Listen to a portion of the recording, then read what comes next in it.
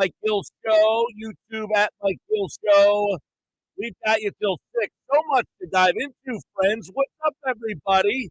Hopefully, we are ready for Red October, which begins this weekend. And now we know what time the Phillies will be playing. The only thing we don't know is who they will be playing. We might find that out later tonight. I have a feeling we might, by the way. We'll get you all ready for Red October. Little Phil's a little later.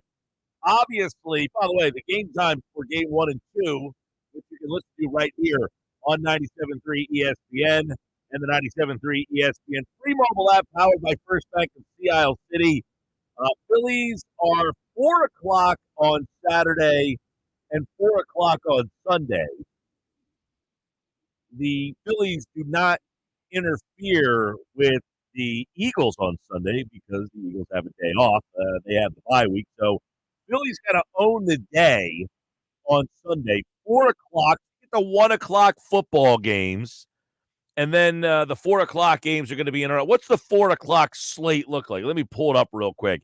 You got Vegas, Denver, not a lot of interest. Couple 2-2 teams. Arizona, San Francisco, meh. Green Bay, Rams, not great with the injuries to the Rams. Giants, Seattle, really a stinker. So they're your 4 o'clock games. So you get the 1 o'clock slate. You kind of settle in. It's not a good slate this week, by the way. Jets, Minnesota, get some interesting games there. Carolina, Chicago, really a turd. Jeez, Carolina, Chicago, thanks for nothing. Baltimore, Cincinnati, all right, I guess it's okay. Minnesota, New England, meh. Cleveland, Washington, that's all right. Indy and Jacksonville. Buffalo, Houston's your game of the day, really, when you think about it. There are buys this week with Philadelphia off. You got Chargers, Tennessee, Detroit. So no Detroit, no Philadelphia. Yeah, not a great matchups of games. So this is a good weekend for the Phils to kind of own the Sunday. And they have you 4 o'clock on Saturday, 4 o'clock on Sunday. And you can listen to both games on 97.3 ESPN. So we talked about this on Monday's show, and I want to try, now that we know the times, this is a weird time. 4 o'clock on a Saturday. Where do you watch that game? What establishment is the place to go at a 4 o'clock on a Saturday afternoon game? It's a weird time. 609-403-0973. What are your plans for the Saturday game? I want to kind of try to compile the best places in the area to watch this game on Saturday. And I want to see if I can find the place that has like the most unanimous spot to go with the sound on a Saturday afternoon. Who's doing something big for the game on Saturday? Shoot me a text, 609-403-0973, and let me know. It's a Saturday afternoon. That's a weird time for an establishment. Saturday afternoon is kind of like a dead time. You know, you get like maybe like an early, in the summertime, you get like the early before the beach crowd. And sometimes you get the off the beach crowd at 4, like crossing. But Saturday in the fall is a weird time, I guess. I don't know. Maybe I'm wrong. I could be wrong about that. Maybe 4 o'clock on a Saturday is a hopping time for an establishment. But where's the spot to go? I want to be out there, and I want to watch the game. Even if you're in Delaware, by the way. We actually threw that. We talked about this last year. So we have talked about making the journey over to Dewey Beach or Rehoboth for Saturday to watch the Phillies game. Now that it's a 4 o'clock game, though, that really changes the dynamic of this game big time. But give me that 609-403-0973. Where's the spot for the game on Sunday? Saturday. Sunday, I don't care as much because I'll probably watch the game at home on Sunday. Sunday, Phillies game, 4 o'clock. I can't imagine that the establishments, 4 o'clock, so you got football anyway, so you probably get a little bump on a Sunday at 4, but Saturday, 4 o'clock is a weird time. All right, so Phillies, I think they're going to end up playing the Mets. Right now, the Mets are that team, and this is like the dynamic between the rest versus rust. And the Mets played on Monday, and the Brewers did not. Now, you would say it's only one day off, and that's normal. You're right.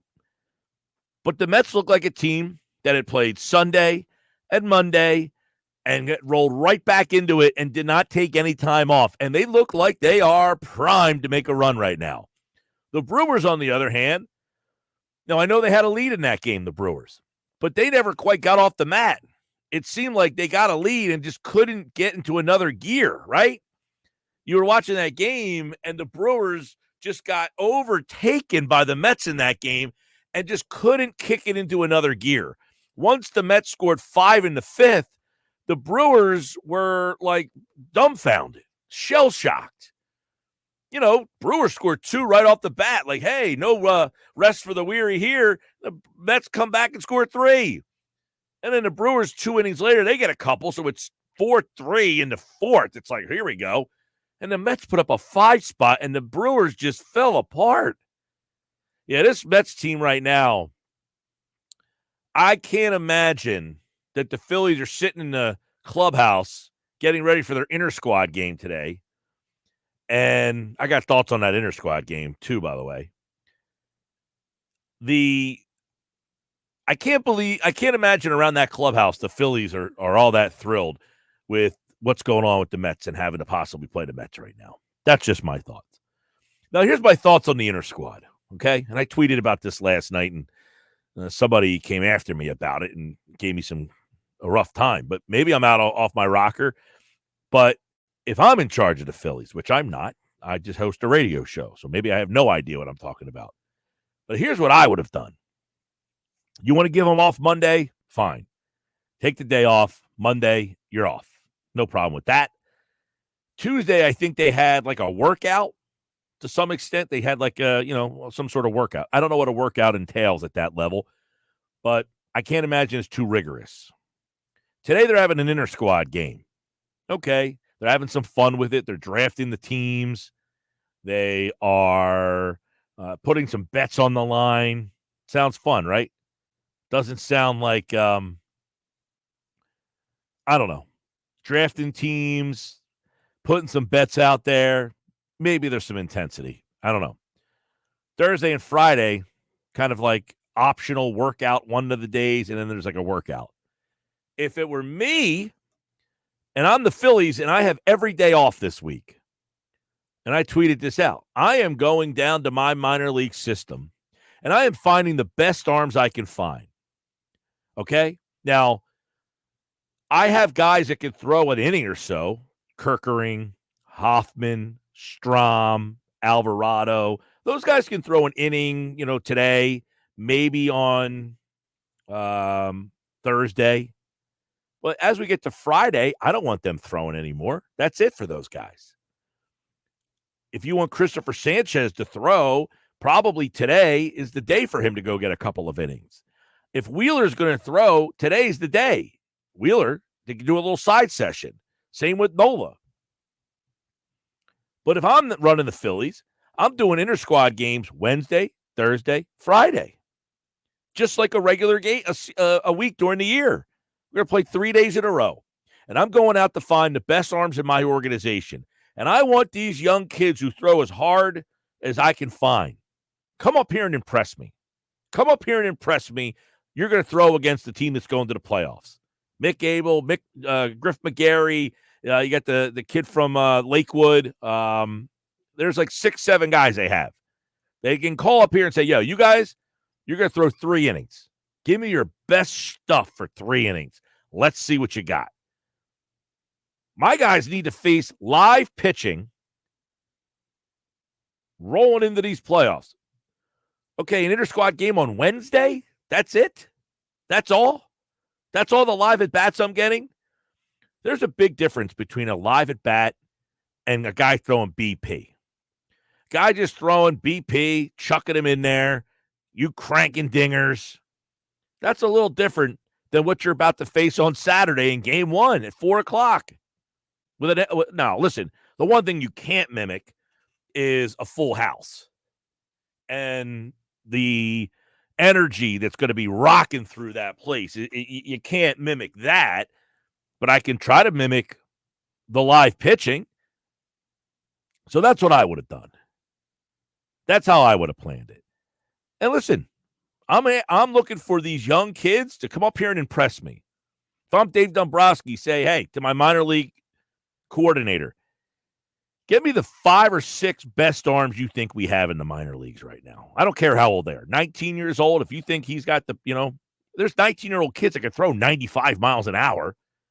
Let me see him get up here. Just let me see him up here, and let me see him just give me his best 2 to 3 innings. And he can throw on Thursday, and then we'll have another guy throw on Friday, just so these guys can see some live pitching against some power arms, because that's what you're going to get Saturday, Sunday, Tuesday, Wednesday, when the Phillies play the National League Division Series against most likely the Mets.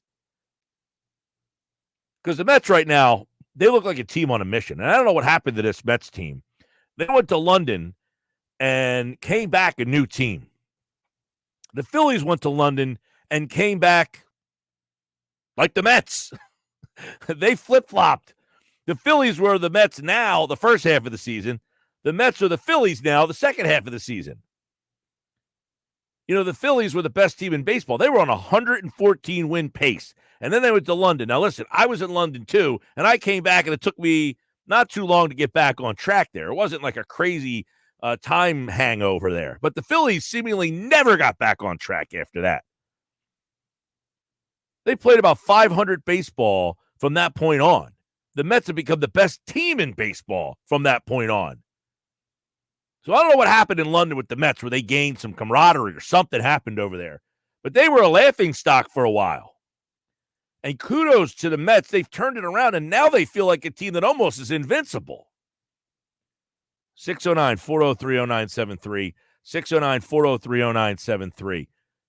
If I can't imagine, okay? I'll just throw this question out there. I can't imagine that there is anybody listening that would prefer to play the Brewers. I don't think there's anybody out there that says, man, that Brewers team really scares me. No. You probably are saying, I don't want to get stuck playing the Mets. And you'd be right. Look, it's not from my position to sit here and downplay the Mets. I got to call it like I see it. That Mets team is got something about it. They like each other. They're fun. There's just something about them. I can't sit here and pretend to be like, they're the Mets. Come on. No. I've watched enough of this Mets team over the last 2-3 months of the season to say there's something about this team, man. And they're an 89-win team. It's not like they're one of these 84-win like fluke teams that just snuck in. No, this team played really good baseball the last 3 months of the year, not just the last week of the year.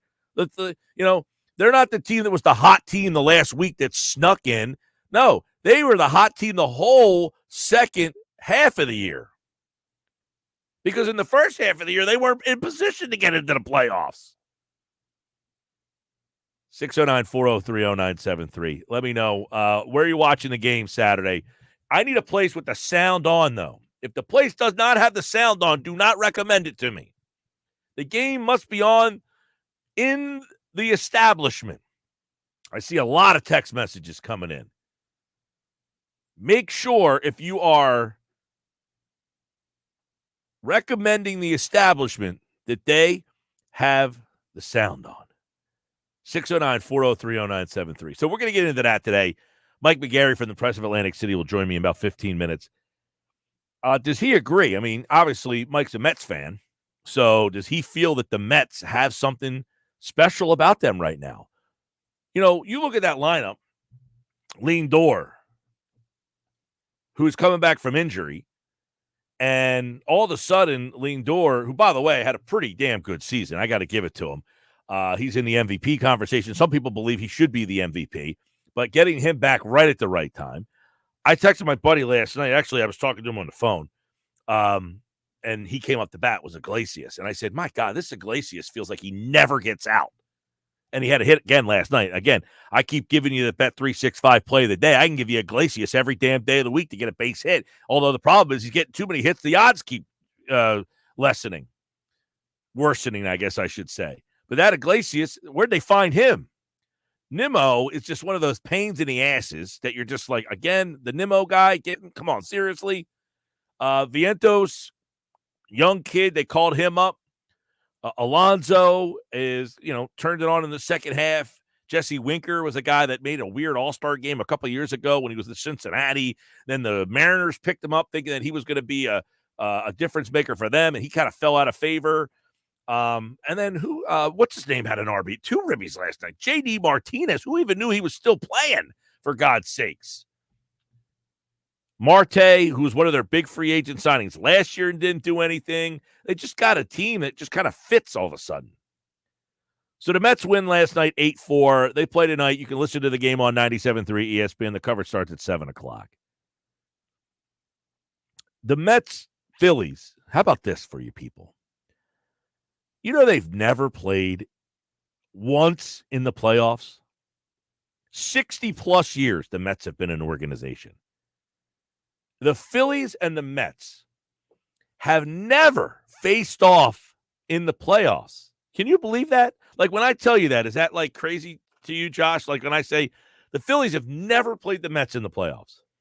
The only reason it doesn't surprise me is because baseball has such a long history of there only being 2 divisions, and the Mets and the Phillies were always in the same division. And up until the mid to late 90s, when they instituted the first wild card, it was just the winner of each division who played each other. Yeah, I mean, you would just think somewhere along the line, the Phillies and the Mets would be able to meet up in a playoff, but they have never done it. I mean, they have eliminated each other in the regular season from the playoffs multiple times. Well, the Phillies and the Mets, they are always kind of battling, but they never seem to be good at the same time. Correct. That's another problem, is in the wild card era, which has been around for a little while now. There's been different incarnations of the wild card era, but there has been wild cards around now for at least, talking about 20 years. I'm going to say I believe it was 95. Yeah, I'm going to say. So you're almost 30 years then that you've had the wild card around. And they still have never played against each other in the playoffs. And very rarely do they make the playoffs the same time in the same season. So if these 2 teams end up meeting up on Saturday, which I think they will, I just don't see the Brewers winning the next 2 games. They'd have to win today and again on the games are all in Milwaukee, which I don't think really matters. Everybody went crazy about Phillies need home field advantage. No, you just got to win the damn game. Who's pitching? Montas tonight. 95 was the first wild card year. Good pull. 1995. I graduated high school. You're talking about almost 30 years ago. You and the wild card hanging out. Yep. Montas and Minaya tonight and that's advantage to me. That's advantage Mets.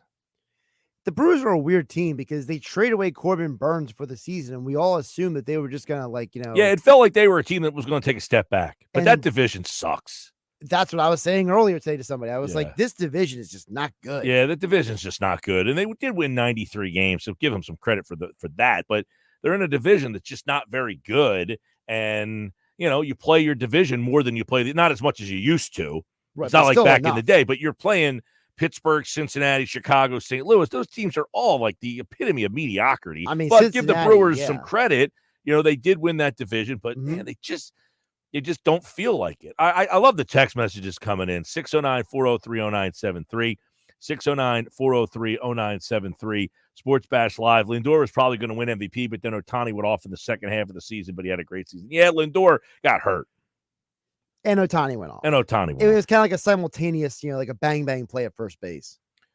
Exactly, yeah. Like the play last night that did the Brewers in, the bang-bang play at first base, where the pitcher gets over late to cover the bag, and actually it wasn't really late, it's just that he got beat there. They made the comment on 97.3 ESPN on the radio. I believe it was Chris Burke was the color guy on the game, and he made the comment, he says, you work on that in spring training, and it takes you about 6 months for that thing you've been practicing back in spring training to come into play. Yeah, the PFP's there. Luke in Atlantic City says, 4 o'clock on a Saturday, the bank won't be as electric as a 7 o'clock game. And I bet when we go to New York, the games are going to be at night. You're going to be right about that. The games during the week are going to be most likely night games. Yeah. Because on the weekend, the way that it works out, on Saturday anyway, now Sunday, you only have 2 games. It's just Phillies and Dodgers. Correct. But it's a 4 and an 8. On Saturday, there's games like all day like there is now. You have all 4 header games here on 97.3 ESPN. Yeah, we got all 4 games on Saturday from 1, 4, 7, and 8:30 or something to that effect. 6:30, whatever it is. Yeah, there's 4 games. But yeah, the Phillies do have the 2 day games this weekend. I would imagine when they go back to the 2 games, now that's going to be the question. I don't remember this. In the division series, did they play afternoon games? Last year? Not the divisions. Well, yeah, the division series.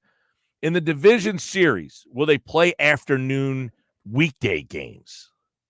So, in other words, there's 2 games on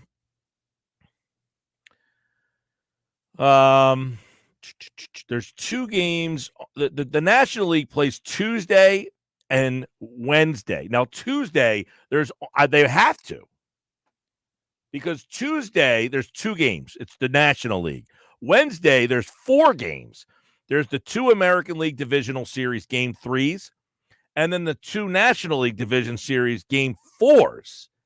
So you would have to play afternoon games. So I'm wondering on that Tuesday, October the 8th, if the Phillies-Mets game will again be an afternoon game and the Dodgers-Braves game will be a night game. Or will they go, I say Dodgers-Braves, it could be Dodgers-Padres, which would really change the dynamics of it.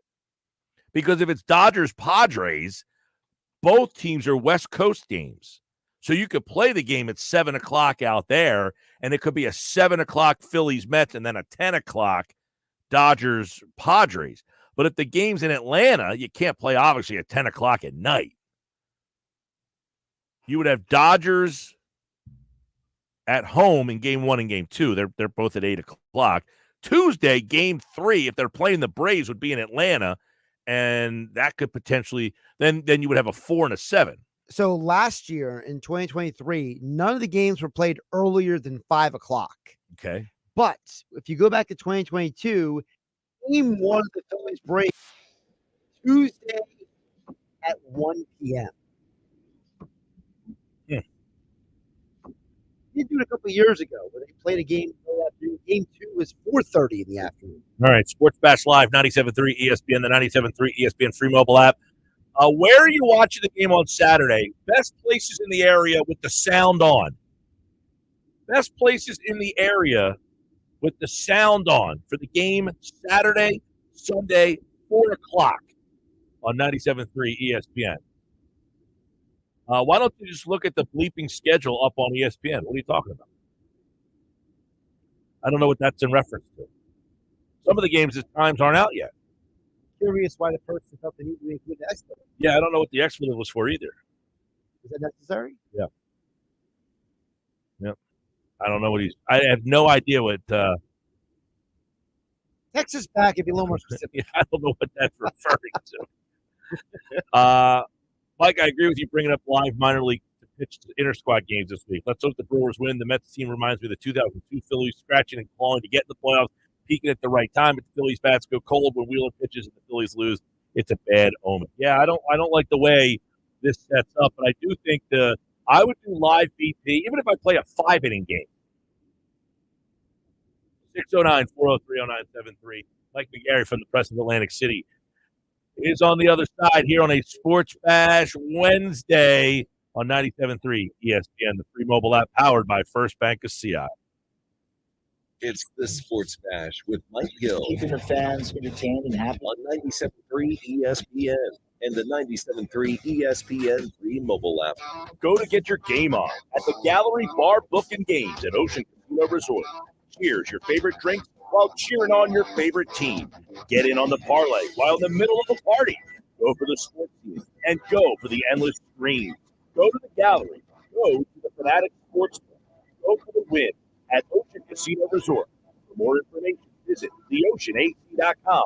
Must be 21 or older to wager or consume alcohol. Gambling problem? Call 1-800-GAMBLER. Small business owners, we know tackling your to-do list can sometimes feel like going 12 rounds against a heavyweight champ. Except that heavyweight's gloves are made of something hard, like diamonds. So when a new to-do pops up, you're like, I can't. I'm boxing my diamond boxing glove-wearing heavyweight champ with a to-do list.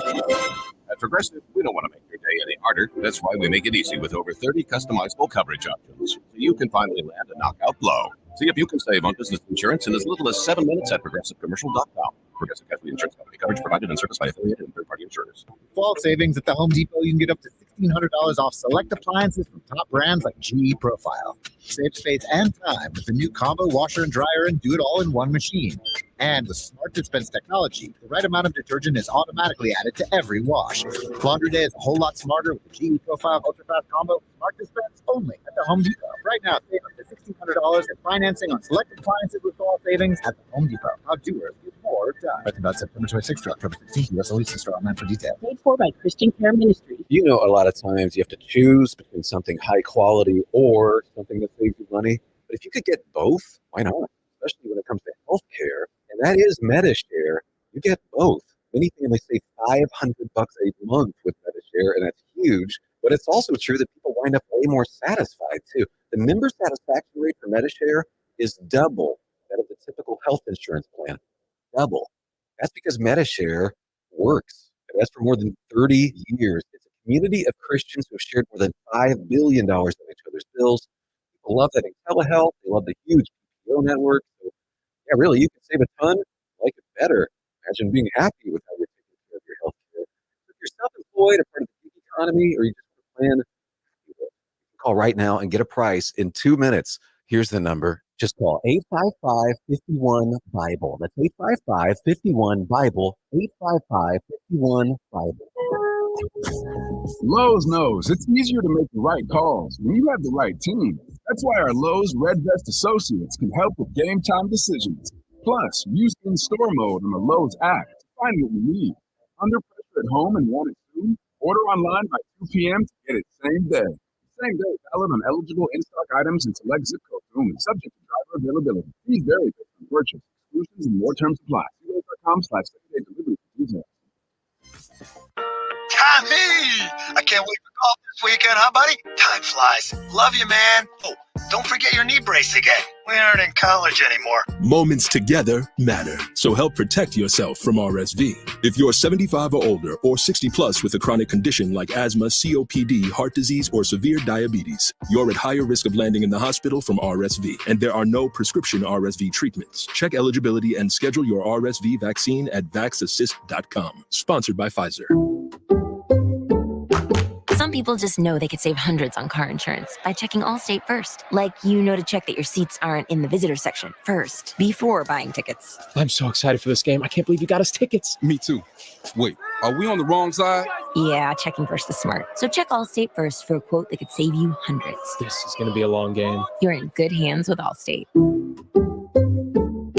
Savings vary, subject to terms, conditions, and availability. Allstate Fire and Casualty Insurance Company and affiliates, Northbrook, Illinois. It's common knowledge that after age 30, our metabolism changes. We have less energy and gain weight easier. There's a way to feel better, not in years or months, but sometimes in just days. I'm Chuck Norris. I tried everything. Working with a team of health experts, we came up with Morning Kick. Morning Kick is a revolutionary new formula that combines all my favorite supplements into one daily drink. Morning Kick has probiotics to help you lose weight, prebiotics for digestion, superfoods for muscles and joints, and powerful anti-aging supplements. It'll help you feel youthful, energized, and helps manage stress. I look and feel better than I have in years. Go to roundhouseprovisions.com, use code SUPPORT, or text SUPPORT to 511-511 and claim 40% off. roundhouseprovisions.com, code SUPPORT. Every purchase comes with our 90-day money-back guarantee. You could be feeling these changes within just a couple of days. Text SUPPORT to 511-511. These statements have not been evaluated by the FDA. This product is not intended to diagnose, treat, cure, or prevent any disease. Tax fees may apply. Did you know that New Jersey is leading the nation in clean energy investments? Really, New Jersey? And all with one thing in mind.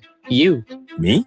Uh-huh. New Jersey's Clean Energy Program offers incentives and services that benefit New Jersey residents, businesses, education, government, and nonprofit entities to help them save energy, money, and the environment. Save money while saving the planet. Who knew?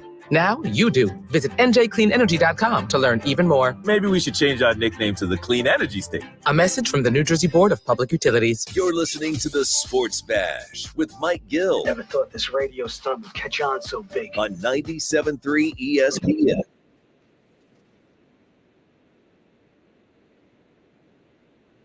.230 Sports Bash Live, 97.3 ESPN, your home for Phillies playoff baseball Saturday and Sunday.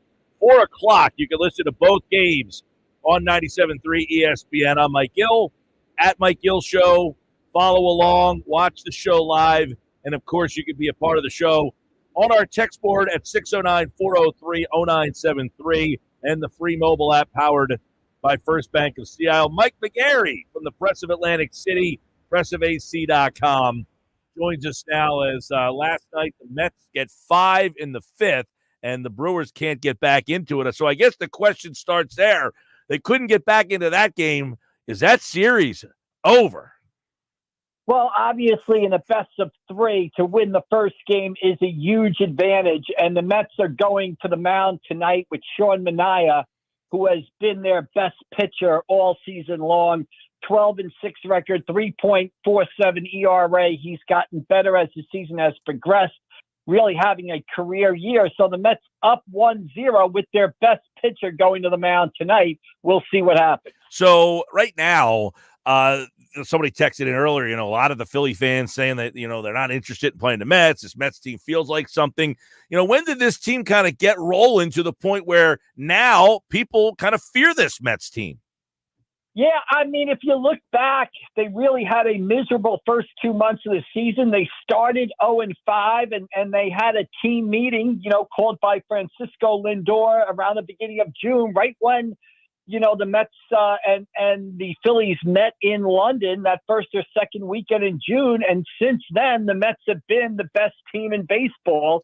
And they do seem to have some mojo about them. There was the win against Toronto a couple of weeks ago where they were getting no hit until the 9th inning, and they come back and win that game. Obviously, Monday's game, again, the win over the Atlanta Braves, arguably one of the greatest regular season wins in Mets franchise history. I realize that's a low bar, but it was a tremendous victory. And then yesterday, for some reason, the Milwaukee Brewers pull Peralta from the game. They bring in the bullpen, and the same relievers that shut down the Mets over the weekend in Milwaukee could not do the job yesterday. You take a look at what the strength of that Mets team is, when they match up with the Phillies. Do you like that matchup if you're the Mets? Do you feel like, the Mets are toe-to-toe just as good, if not better, than the Phillies? Yeah, I think they can go toe-to-toe with them. I mean, they just went toe-to-toe with them over 7 games. I think the Mets took 4 of the 7. Now, 2 of the games, I know at least one of the games was a Taijuan Walker game, which kind of might throw off your math a little bit. 2 of the games might have been a Taijuan Walker game, or 2 of the games were number 5 started games. Walker pitched well in relief in one, and then he started the other up at Citi Field and just got bogged. But they just went toe-to-toe with the Mets, with the Phillies, including beating Zach Wheeler on Sunday Night Baseball 2-1. So, I see no reason why the Mets would have fear the Phillies. And look, the Mets are right now, if they were to win tonight, one of those teams you worry about in the postseason. Are they, quote unquote, the plucky underdog getting hot at the right time? Mike McGarry from the Press of Atlantic City, pressofac.com. Mike, do you like the Phillies' kind of little off-week schedule here? Yeah, I mean, Mike, to be honest with you, I think people are making much, much too big a deal about it. I mean, these guys play baseball. They've been playing baseball since February 14th. To think you're going to lose it in a span of, 3 to 4 days, I just don't see it. If you look back at playoff history, you go back to the 1970s when they just had the division series. There was often a break of 3 to 4 days between the end of the regular season and the start of the championship series, back when only 2 teams made the playoffs in each league. So, yeah, I mean, I don't really understand, or I think much too much is being made of the fact that, you have. Well, to be fair, Mike, but to be fair, though, both teams had to sit out the same amount of time. The big thing has come in this year where these 2 years, I guess it's the 3rd year of it now, where the 1 and 2 seats have been knocked off by teams that are kind of playing during the week here. You didn't see that back then, where the teams were, one of them was off and the other one was playing. Now you have the team that's waiting till Saturday. They don't know who they're playing and they haven't done anything. And I say, do you like what they're doing during the week? They're doing an inter-squad game today. I don't know how much you know or anybody knows about who's pitching, how they're splitting these teams up. But if it were me, I'd be playing an inter-squad game almost every day this week. I'd find some arm in my organization, the youngest 19-year-old kid who could throw 98 miles an hour, get him up there and say, give me your best, buddy. try to make an impression. I think these guys got to get live at bats Wednesday, Thursday, Friday. You can't just sit around taking BP against a 60-year-old man. Yeah, I agree. I like the idea of the inter-squad game. There was no media allowed today at Citizens Bank Park. Rob Thompson's going to talk on a Zoom at 3:45 today, so we'll try to find out as much as we can about the inter-squad games and some of the roster questions that this team has when Rob speaks. But, Mike, I just think more than the days off, I just think it's the fact that baseball has expanded its playoff field. And when you expand the baseball playoff field with the nature of the game, and I have a column up on pressofac.com where Dave Dombrowski talks about it, just the randomness of baseball playoffs. Bryce Harper pointed out it's a lot like the NHL playoffs. I just think you're going to see 6 seeds beat, 1 seeds, or you're going to see upsets because that's just baseball. It's the randomness of the sport. One reliever doesn't have it, and you're done for the day. Yeah. One starting pitcher doesn't have it. You're done for the day. A ball hits a bag and bounces one way, lands foul by inches, fair by inches. I just think the randomness of the sport, you're letting more people into the postseason. I think it's a lot like hockey. Anything can happen in the baseball playoffs, and I'm not sure what the team with the bye does to have off during that week. You just can't stop that randomness or the quirkiness of the game. Well, I'll tell you, I don't like all the playoff teams, but if you're going to give me 7, you might as well just give me 8 and have 1 versus 8, 2 versus 7, so that the 1 team and the 2 team are at least playing during the week. So we don't have to go through, we're sitting and they're not. Just make them play then, and you have to play the 8 seed. Let an 8th team get in, and then everybody 1-8, 2-7, 3-6, 4-5, and then you go from there. So everybody has to take the same path. And I know you would say, well, then what's the being the 1 seed or the 2 seed, what's the value? Well, you're being the 1 or the 2 seed and you're complaining about it.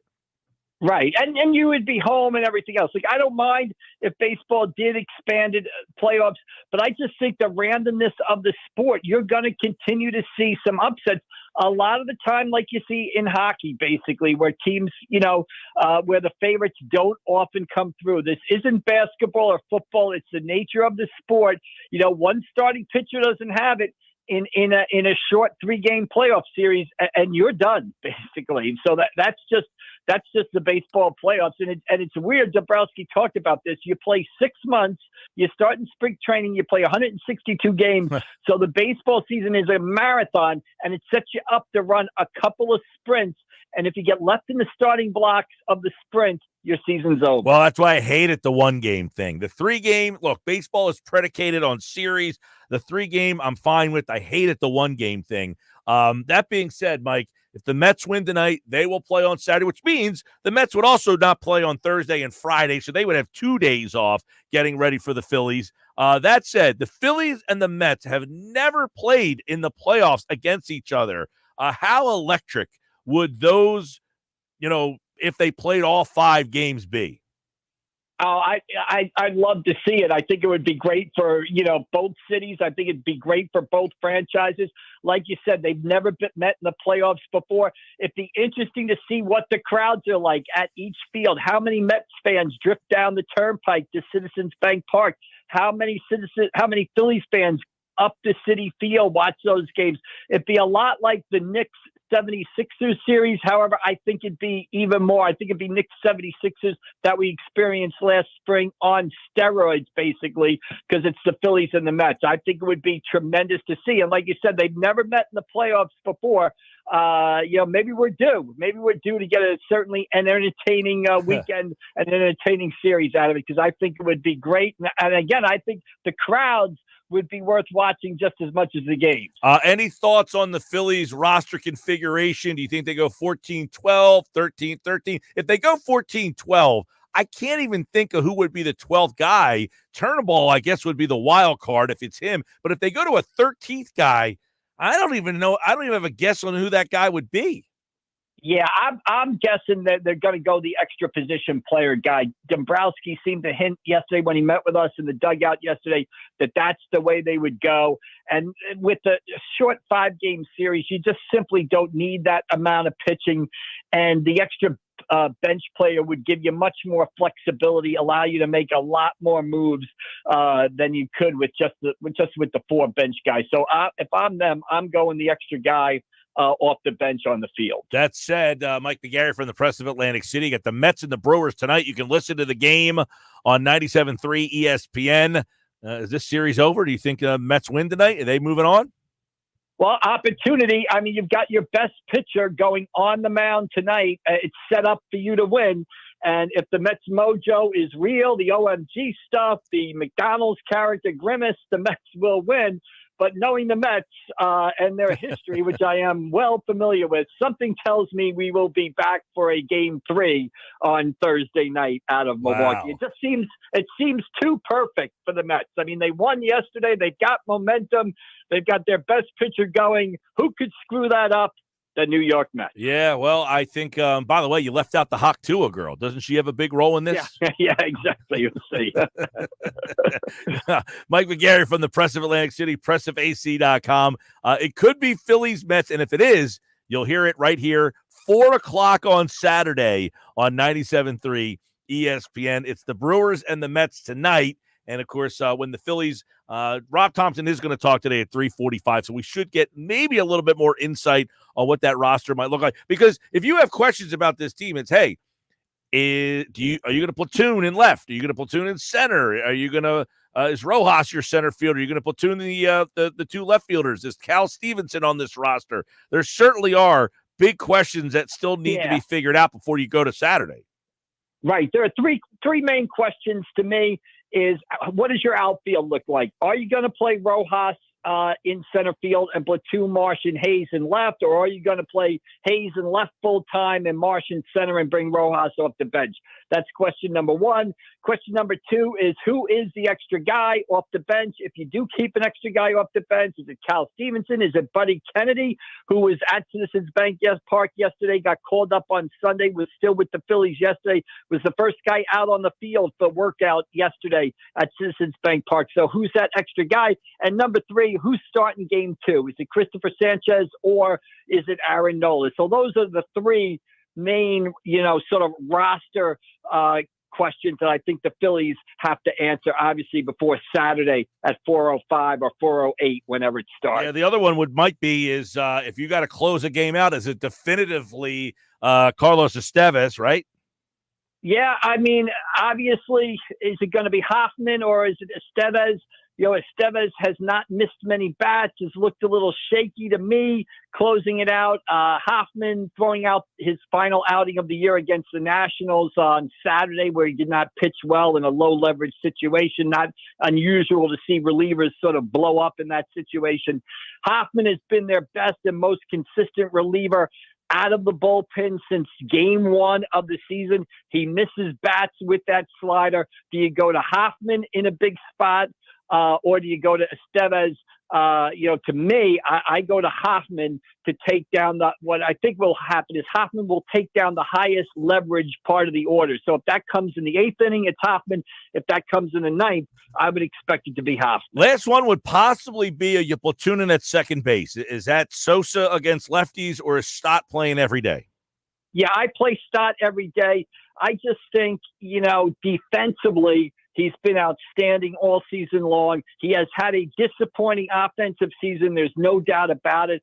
But I just still have faith in Bryson Stott. He looks too good. His swing looks too good to have the year that he's kind of had so far this season.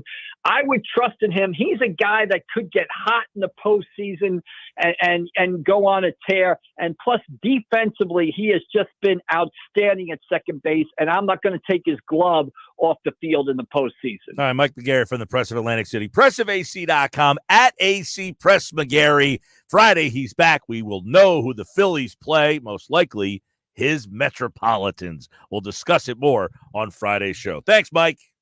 All right, we'll see you down the road. Thank you. All right, Mike McGarry from the Press of Atlantic City, pressofac.com, here on the Sports Bash Live on 97.3 ESPN, the 97.3 ESPN free mobile app. Video on the X platform at Mike Gill Show. We got John McMullen going to talk a little Eagles next hour. Got a lot of stuff. I was on McMullen's show earlier this morning. We got into a couple of different topics that we'll continue on here because it was a long conversation. But the question we have in the first hour on the text board, 609 403-0973. 4 o'clock Saturday. Where's the place to watch the game in our area? Delaware, 8 Jersey counties. Give me a spot that has the sound on. Now, I see a lot of people texting in on this one. Make sure the sound is on. I got to have the sound on. Devlin says, 4th row behind the Phillies dugout. I got lucky. No sound on for you, Devlin. We got offered a ticket to go to the game. I declined. More sports bats coming up on 97.3 ESPN, the free mobile app, streaming live video on the X platform at Mike Gill Show. We have the Phillies covered. Swing and drive, right field, way back. Forget it, out of here. Now Schwarber hammers one over the right field wall. Get the best Phillies baseball coverage on the Sports Bash with Mike Gill on 97.3 ESPN. You have a choice, whether it's going out to dinner or ordering takeout at a local restaurant. Those choices help to put money back into your community. Town Square Media South Jersey puts a spotlight on local restaurants. La Fontana Coast, deliciously authentic classic Italian cuisine. A block in the beach in Sea Isle City. The Ravioli House in Wildwood. The possibilities are endless. Doyle's Courthouse and Properties, offering amazing food, a family-friendly atmosphere, and the best events. Thank you for supporting these great local restaurants from Town Square Media, South Jersey. Our daughter Jessie loves playing detective. Clue. But since we discovered she has sensitive skin, we've been playing detective too. We thought the problem was our puppy. But it was actually our old detergent. Aha. So we switched to Tide Free and Gentle. Tide cleans better than the leading competitive free detergent, and it doesn't leave behind irritating residues. Plus, Tide Free and Gentle has no dyes or perfumes, so it's gentle on your skin. Case closed. If it's got to be clean, it's got to be Tide Free and Gentle. Getting quality employees to fill positions in your company is essential, but finding those people can be a major hassle, unless you use ZipRecruiter. ZipRecruiter makes finding quality people a breeze. And right now, you can try it for free at ZipRecruiter.com/free. With ZipRecruiter, one click sends your job to hundreds of top job sites. But more than that, ZipRecruiter's advanced technology identifies the candidates with the skills you need, sends you a list of great matches for you, and actively invites them to apply for your job. And the results speak for themselves. 4 out of 5 employers who post on ZipRecruiter get a quality candidate within the first day. That's right, the first day. Now you can focus on your business and let ZipRecruiter do the work finding the best people for you. See for yourself. Experience the ease, efficiency, and power of ZipRecruiter for free. Just go to ZipRecruiter.com/free. That's ZipRecruiter.com/free. ZipRecruiter.com/free. It's common knowledge that after age 30, our metabolism changes. We have less energy and gain weight easier. There's a way to feel better, not in years or months, but sometimes in just days. I'm Chuck Norris. I tried everything. Working with a team of health experts, we came up with Morning Kick. Morning Kick is a revolutionary new formula that combines all my favorite supplements into one daily drink. Morning Kick has probiotics to help you lose weight, prebiotics for digestion, superfoods for muscles and joints, and powerful anti-aging supplements. It'll help you feel youthful, energized, and helps manage stress. I look and feel better than I have in years. Use code support or text support to 511-511 and claim 40% off. RoundhouseProvisions.com, code support. Every purchase comes with our 90-day money-back guarantee. You could be feeling these changes within just a couple of days. Support to 511-511. These statements are not been evaluated by the FDA. This product is not intended to diagnose, treat, cure, or prevent any disease. Tax fees may apply. Xfinity here. How can we help? Hi. My daughter invited her entire class to her birthday party. Can my Wi-Fi handle it? Oh, well, at Xfinity, our latest gateways have tri-band Wi-Fi technology, letting you connect hundreds of devices at once. No way. So if all the kids are watching stuff on their phones, well, their parents are sharing videos on them. Yep, go ahead and watch videos. They can all do their thing and party their way. No problem.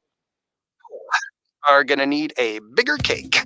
Now through October 10th, upgrade and switch to 300 megabit Xfinity internet with unlimited data and 1 line of unlimited mobile for just $35 a month for 1 year. Plus, get an eligible free 5G phone with trade-in. Visit Xfinity.com, call 1-800-XFINITY, or visit a store today. Xfinity, bring on the good stuff. Restrictions apply. Requires paperless bill and an auto-pay stored bank account. Equipment, taxes, and fees extra and subject to change. After promo, regular rates apply. Xfinity Mobile requires Xfinity internet. Actual speeds vary and not guaranteed. Tommy! I can't wait for golf this weekend, huh, buddy? Time flies. Love you, man. Oh, don't forget your knee brace again. We aren't in college anymore. Moments together matter. So help protect yourself from RSV. If you are 75 or older or 60 plus with a chronic condition like asthma, COPD, heart disease, or severe diabetes, you're at higher risk of RSV. There are no prescription RSV treatments. Check eligibility and schedule your RSV vaccine at vaccinassist.com. Sponsored by Pfizer. Did you know that New Jersey is leading the nation in clean energy investments? Really, New Jersey? And all with one thing in mind. You. Me?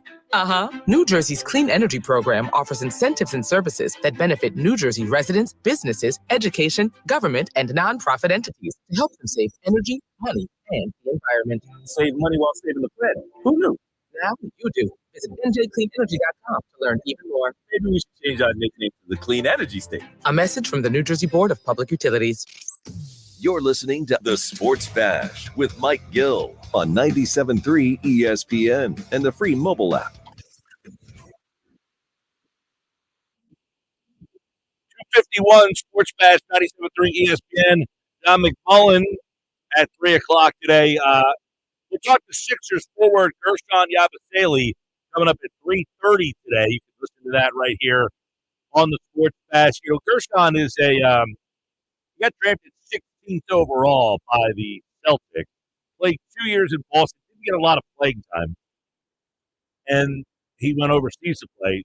But he really jumped out on the map this year at the Olympics, playing for Team France. For those of you who have no idea who I'm talking about, if you watched USA France in the gold medal game, he was the guy who posterized LeBron James. But it wasn't just that play that put him on the map. He shot the ball well. He averaged like 17 a game. He had a really good Olympic run. And we'll talk to him about his role with the Sixers coming up at 3:30 today on the Sports Pass Live on 97.3 ESPN. The 97.3 ESPN free mobile app, live video streaming on the X platform at Mike Gill Show. Let's get a couple more text messages in. 609-403-0973. 609. The one guy said about the bank not being as electric at 4 o'clock in the afternoon. I have been at games during the afternoon where it is kind of pleasant. So I wouldn't write it off.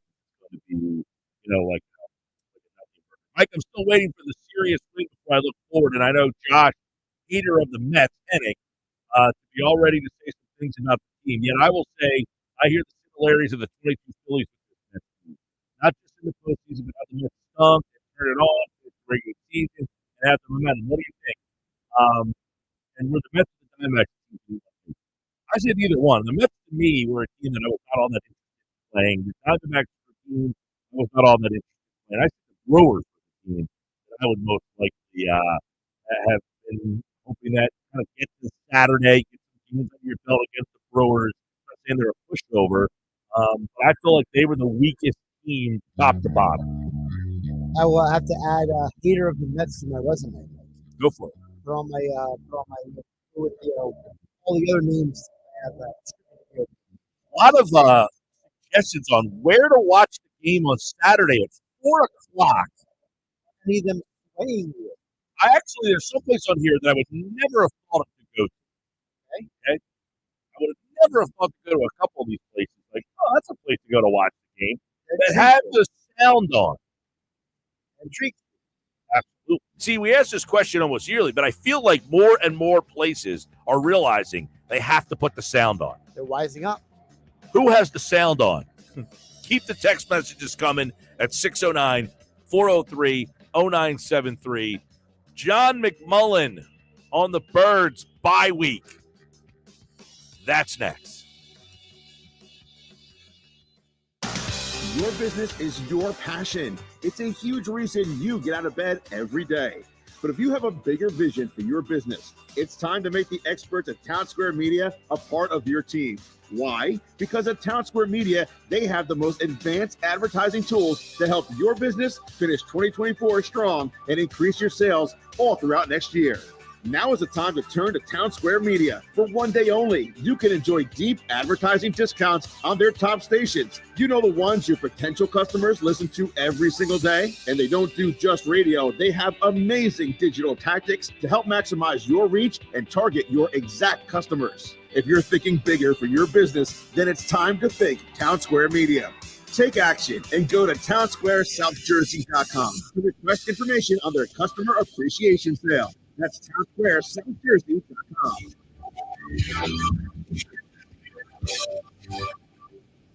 Our daughter Jessie loves playing detective.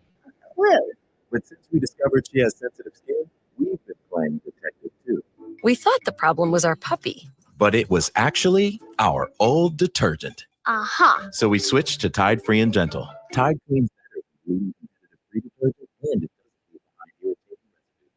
Plus, Tide Free and Gentle has no dyes or perfumes, so it's gentle on your skin. Case closed. If it's got to be clean, it's got to be Tide Free and Gentle. Save thousands at Matt Kia. Get out of your old trade today, even if you owe thousands more than it's worth. Go to mattblattkianj.com for more details.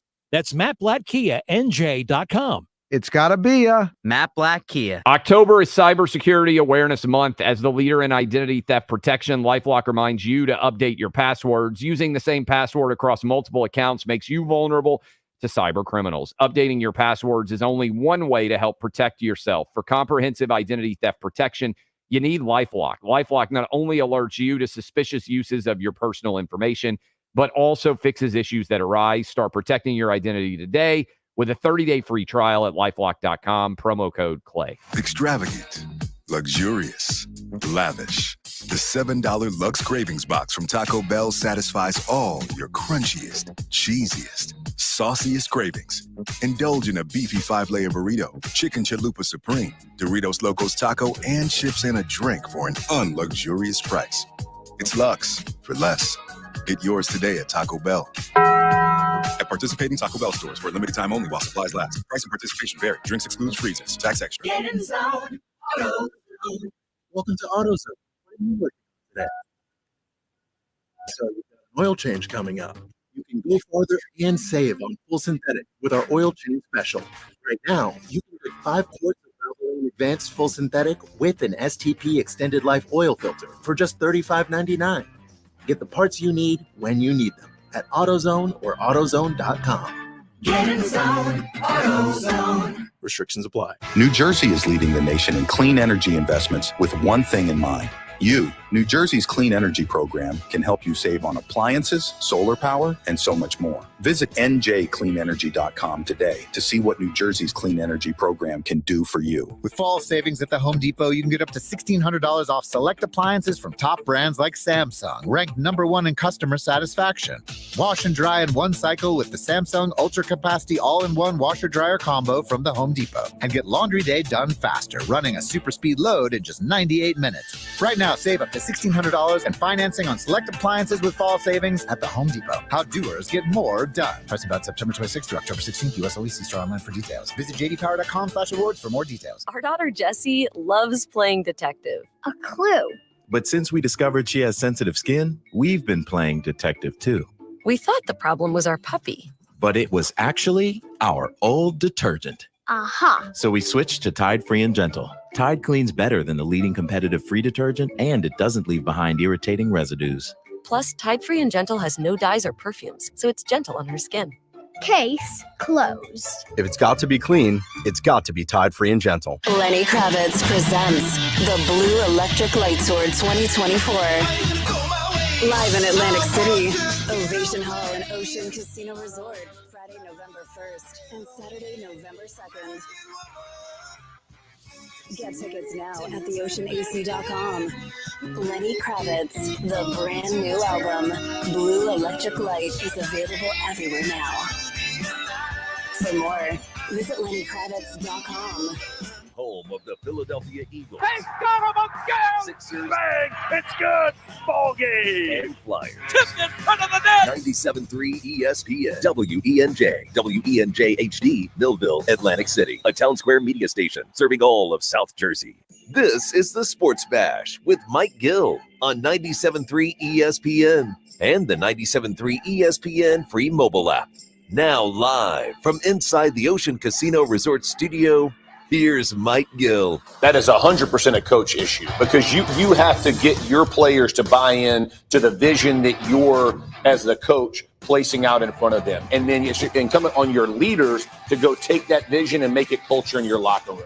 Right now, that is not happening. And when you saw what Jalen Hurts said post-game, we have our moment. That's your leader and your leader not meeting. That's a problem. 3 o'clock, Sports Bash Live, 97.3 ESPN. Jeff Saturday said that about the leadership issues he thinks the Eagles are starting to show. Is that a problem during the bye week? John McMullen, Birds 365, weekday mornings at 8 a.m. on the Jacob Media YouTube channel. He's brought to you by Boardwalk Honda. Shop their lineup of new, pre-owned, and certified pre-owned Hondas online at boardwalkhonda.com. Now, John, during the bye week, everybody's kind of fishing for stuff. But are these legitimate issues? Social media stuff, we talked about it on your show this morning, the dynamic between coach and quarterback when you've got a former coach and player, Jeff Saturday, starting to say something doesn't smell right over there. Or is that just the fodder of a team that is not meeting the expectations set forth at the start of the season? Yeah, I think it's the expectations, and they're a little bit unrealistic. They're always unrealistic, it seems. If they certainly were last year, they were this year. We talk about two new coordinators, and then you talk about the injuries on top of it. Jeff can have his three favorite leaders, and give me AJ Lane and Devontae, and I'll show up. I don't care. This team had the best leaders in the history of the world for everyone, with Jason Kelsey and Fletcher Cox and the 4-4 as a whole. And where did that get them? Good players executing football plays. Give me that, and I'll handle the rest. It is mind-boggling. Like, how are you going to find a better leader than Jason Kelsey, perspective-wise? And could he stop the swoon last year? Right. They had a lot of people have kind of wondered, hey, last year you had Kelsey in that locker room, you had Fletcher in that locker room, and they still couldn't stop it. So I don't know what that does. That mean that you overvalue the talent on this team, or is there something else that's a disconnect that has caused this team to be 3-8 over its last 11? Well, I don't think the overvalued talent on offense, but they're not there. In the assumption that, you're just going to replace those three guys with Paris Campbell and Johnny Wilson and Fred Johnson and go out there and, hey, Kellen Moore will figure it out. No, he won't. No, he won't. Well, the good news is, and that's not to Kellen Moore. The good news is they're going to be back after the bye, and I think the offense is going to be fine. Now, defensively, and then we'll get back to the nitpicking in a particular game of what they should have done. But the offense is going to be top 5 in the NFL as long as everybody's healthy. Defensively, they got major issues, and we'll see if they can correct those. But yeah, the offense I think can be traced all to. They came into that game. I had to look it up. They came into that game number 2 in total offense, number 3 in rushing offense, and number 5 in passing offense. Now, it's a very small sample size, not very meaningful, but that was without their best player for 2 games, and that was where they were from an overall standpoint. And then you have the anomaly of missing all 3. Arguably, there's 3 best players in one game, and yeah, they couldn't replace them. Shouldn't be a shock. Should they have persevered a little bit better? You can make that argument. But yeah, I mean, to jump off the Walt Whitman, I think it's the craziness of these takes is astonishing to me. They don't have their best player yet. Well, listen, on the offensive side of the ball, I agree with you. I said yesterday, hey, 4 games, if at the end of mid-November, if we're still talking about this offense, then you can look back and say, yeah, something's wrong here. I mean, with the talent they have on offense, this offense should be really, really good. They do not have those guys. So I will refrain judging fully the offense for now. But has the defense been a disappointment, or should we not be surprised by what we've seen through four? I don't think you should be surprised, but it's also a little bit of a disappointment. I mean, it's going to be up and down because they don't have that kind of talent they have on offense that they, on defense. So it's more going to be hit and miss. Does Zach Bond have a good game or a bad game? I don't think you're getting consistency from week to week with this group. And plus, I do think the rest of the league is caught up to the scheme a little bit on top of it. So I think it becomes a little bit easier to deal with unless Vic makes some wholesale tweaks and things like that nature, which I don't know if he can at this stage. So it is what it is. But obviously, they need more from Bryce Huff. They need more consistency from Jalen Carter. Jordan Davis, Nolan Smith have to be better. And the linebackers have to be a lot better, Nakobe Dean most notably, but from a consistency standpoint, even Zach Bond, Reed's been good, but he got food poisoning and then the heat on top of it. CJ has not been good. So a bunch of players who were supposed to be good haven't been that good. And that has amplified issues. And then anytime you miss 15 tackles, and that's the Eagles number, you're not going to win. A lot of times at the bye, it usually comes later. So you can ask this question and you can kind of, dive into it a little deeper. But there's self-scouting with the coaching staff. We hear that all the time. But a lot of times you look for potential changes. Is there anything that you see that you could say they could think about doing that, or this could happen? Are there some things that they can tweak coming out of the bye that might be able to help this team, or is this the group that they went with the season, and because it's so early, this is who they're going to stick with? Yeah, for the most part, I do think you're going to see Cooper DeJean coming out of the bye in the nickel position. Certainly seemed to be something Vic was hinting at. I don't know if that's going to make a drastic difference as a young rookie player. You could argue maybe it's even a step back at least in the short term. But, it's one of those issues when you're struggling and you want to make some kind of change. I'm disappointed that they haven't sort of tried to scale back on. I get trying to turn Bryce Huff into a 3-down player. I get that in the summer. I get it in the off season. Especially if you're paying that much money, but after it hasn't worked out, I mean, just get him to where he's comfortable, wide 9, 3rd and long, and let him loose. I'm a little disappointed they haven't tried that, although, they never seem to be in 3rd and long because they're ineffective on 1st and 2nd down too often. So it hasn't been great defensively. I don't think it's going to be great. But, I think back to the thought process and, the idea was pretty clearly, all right, let's have, if not the best offense in football, one of the 2 or 3 best, and then try to get to middle of the road defensively. And they can get to middle of the road. I think they can make that leap, but I don't think it's going to be a great defense.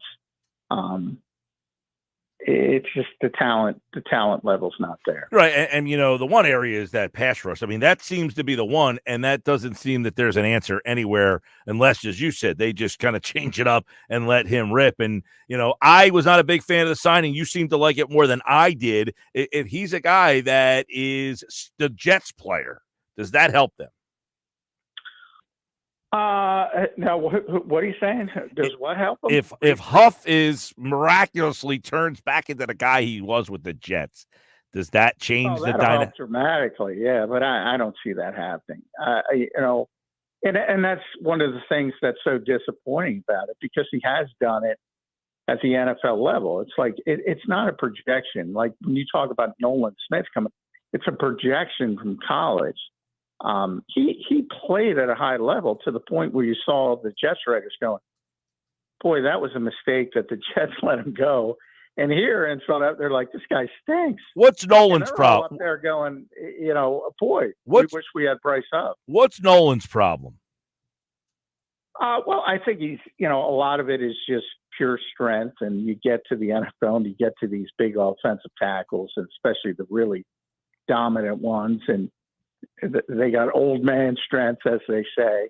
And I think he needed a year to get in an NFL weight room. And to his credit, he did gain about 10 pounds and supposedly kept the same kind of athleticism. But you're talking about a 237-pound guy coming in, and, you're going up against some of these tackles who are just monsters, and you haven't even gotten to the Trent Williamses of the world, or, the Christian Darasaws or the Penei Sewells.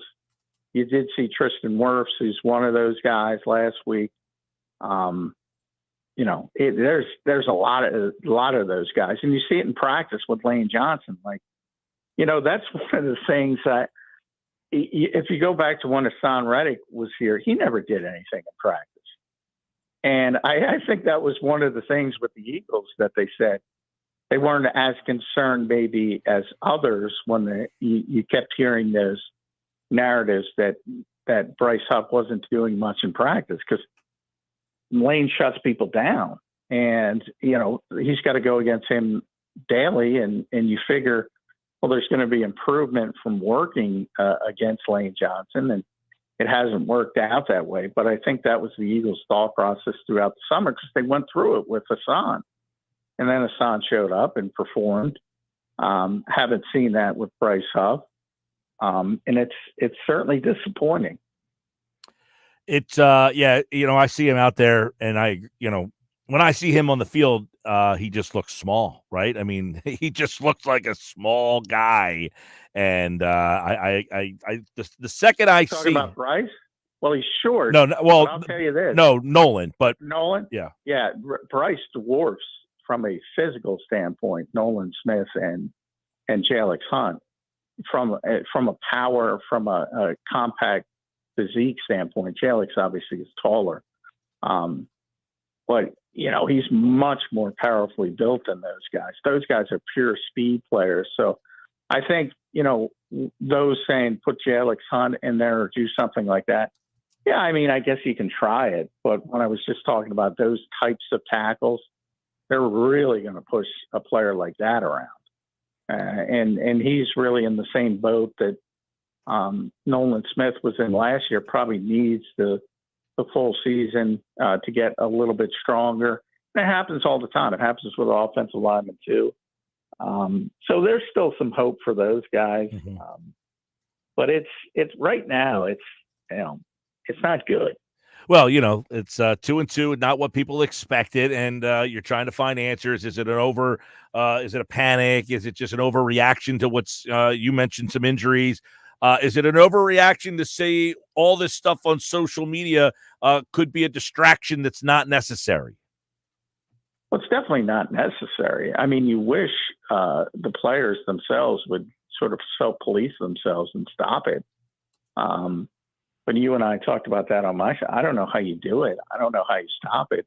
I'm sure the organization, in fact, I know the organization talks to them and says, look, I mean, there are people out there that are going to criticize you, and very harshly, and very often very unfairly, and often very negatively, and attacking you in ways that you don't want to see.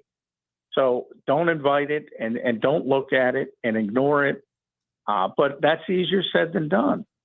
And I get why players clap back, but you've seen this so much, and I'm sure it happens in other cities as well. Forget about right now with Slay and CJ and Devin White. In the past, it's been AJ Brown, who's had even, this is the best player the Eagles have. And he struggled with some mental health issues that he's very honest about and very open about. And, that's part of it. The being under the microscope, and even a player at that level.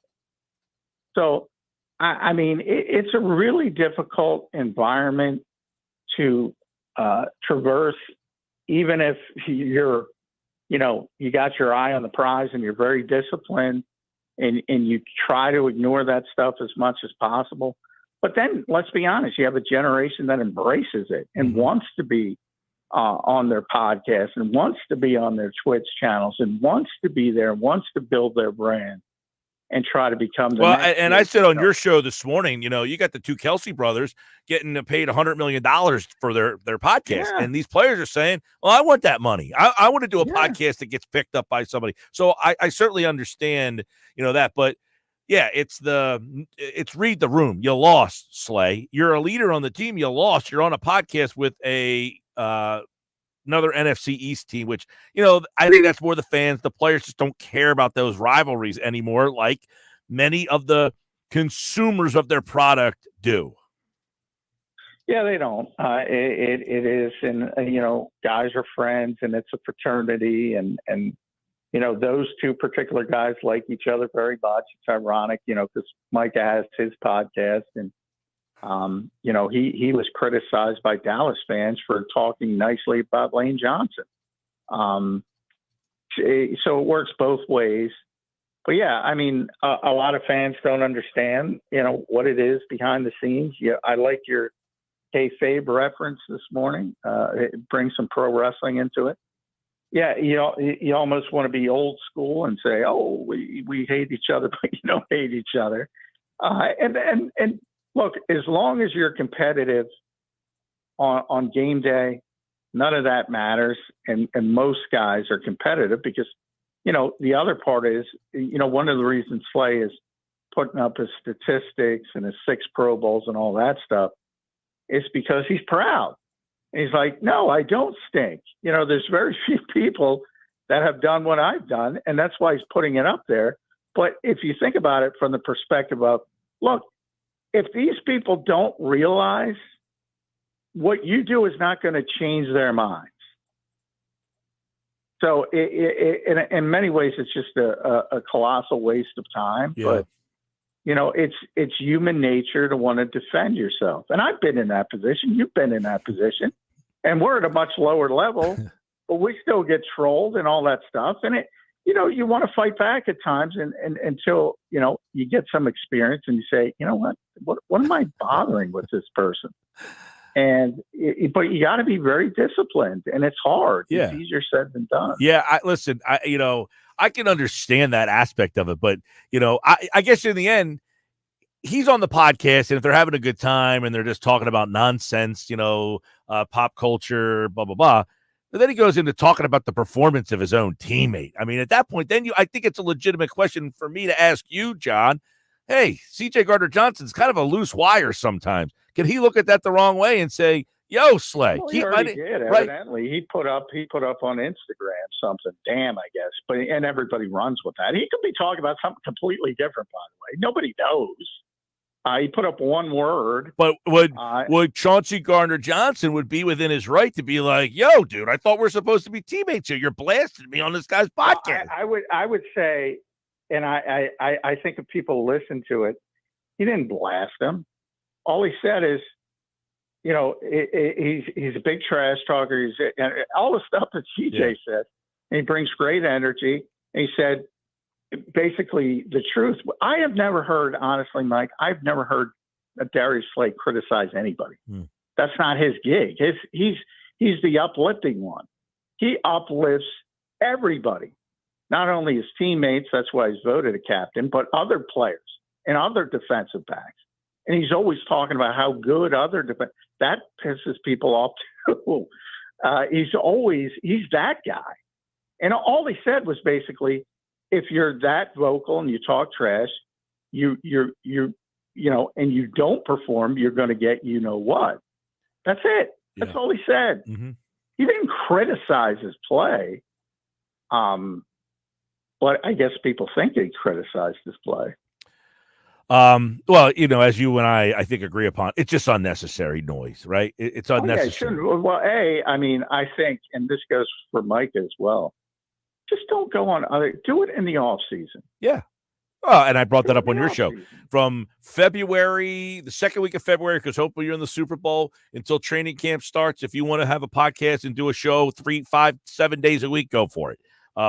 In season, I just don't think it's a great look, right? I just don't think it's a great look. It's specifically if your team is struggling. But it's not going away. Well, that's one thing. And by the way, when Jason first started his podcast, that was one of his issues. He didn't know if he wanted to do it in season for that reason. And he was, but they took it a different way, and it got so popular. And it's a good dynamic with the two brothers. But he really weighed not doing it, because the last thing he wanted to do was go have some fun if the Eagles lost that particular week.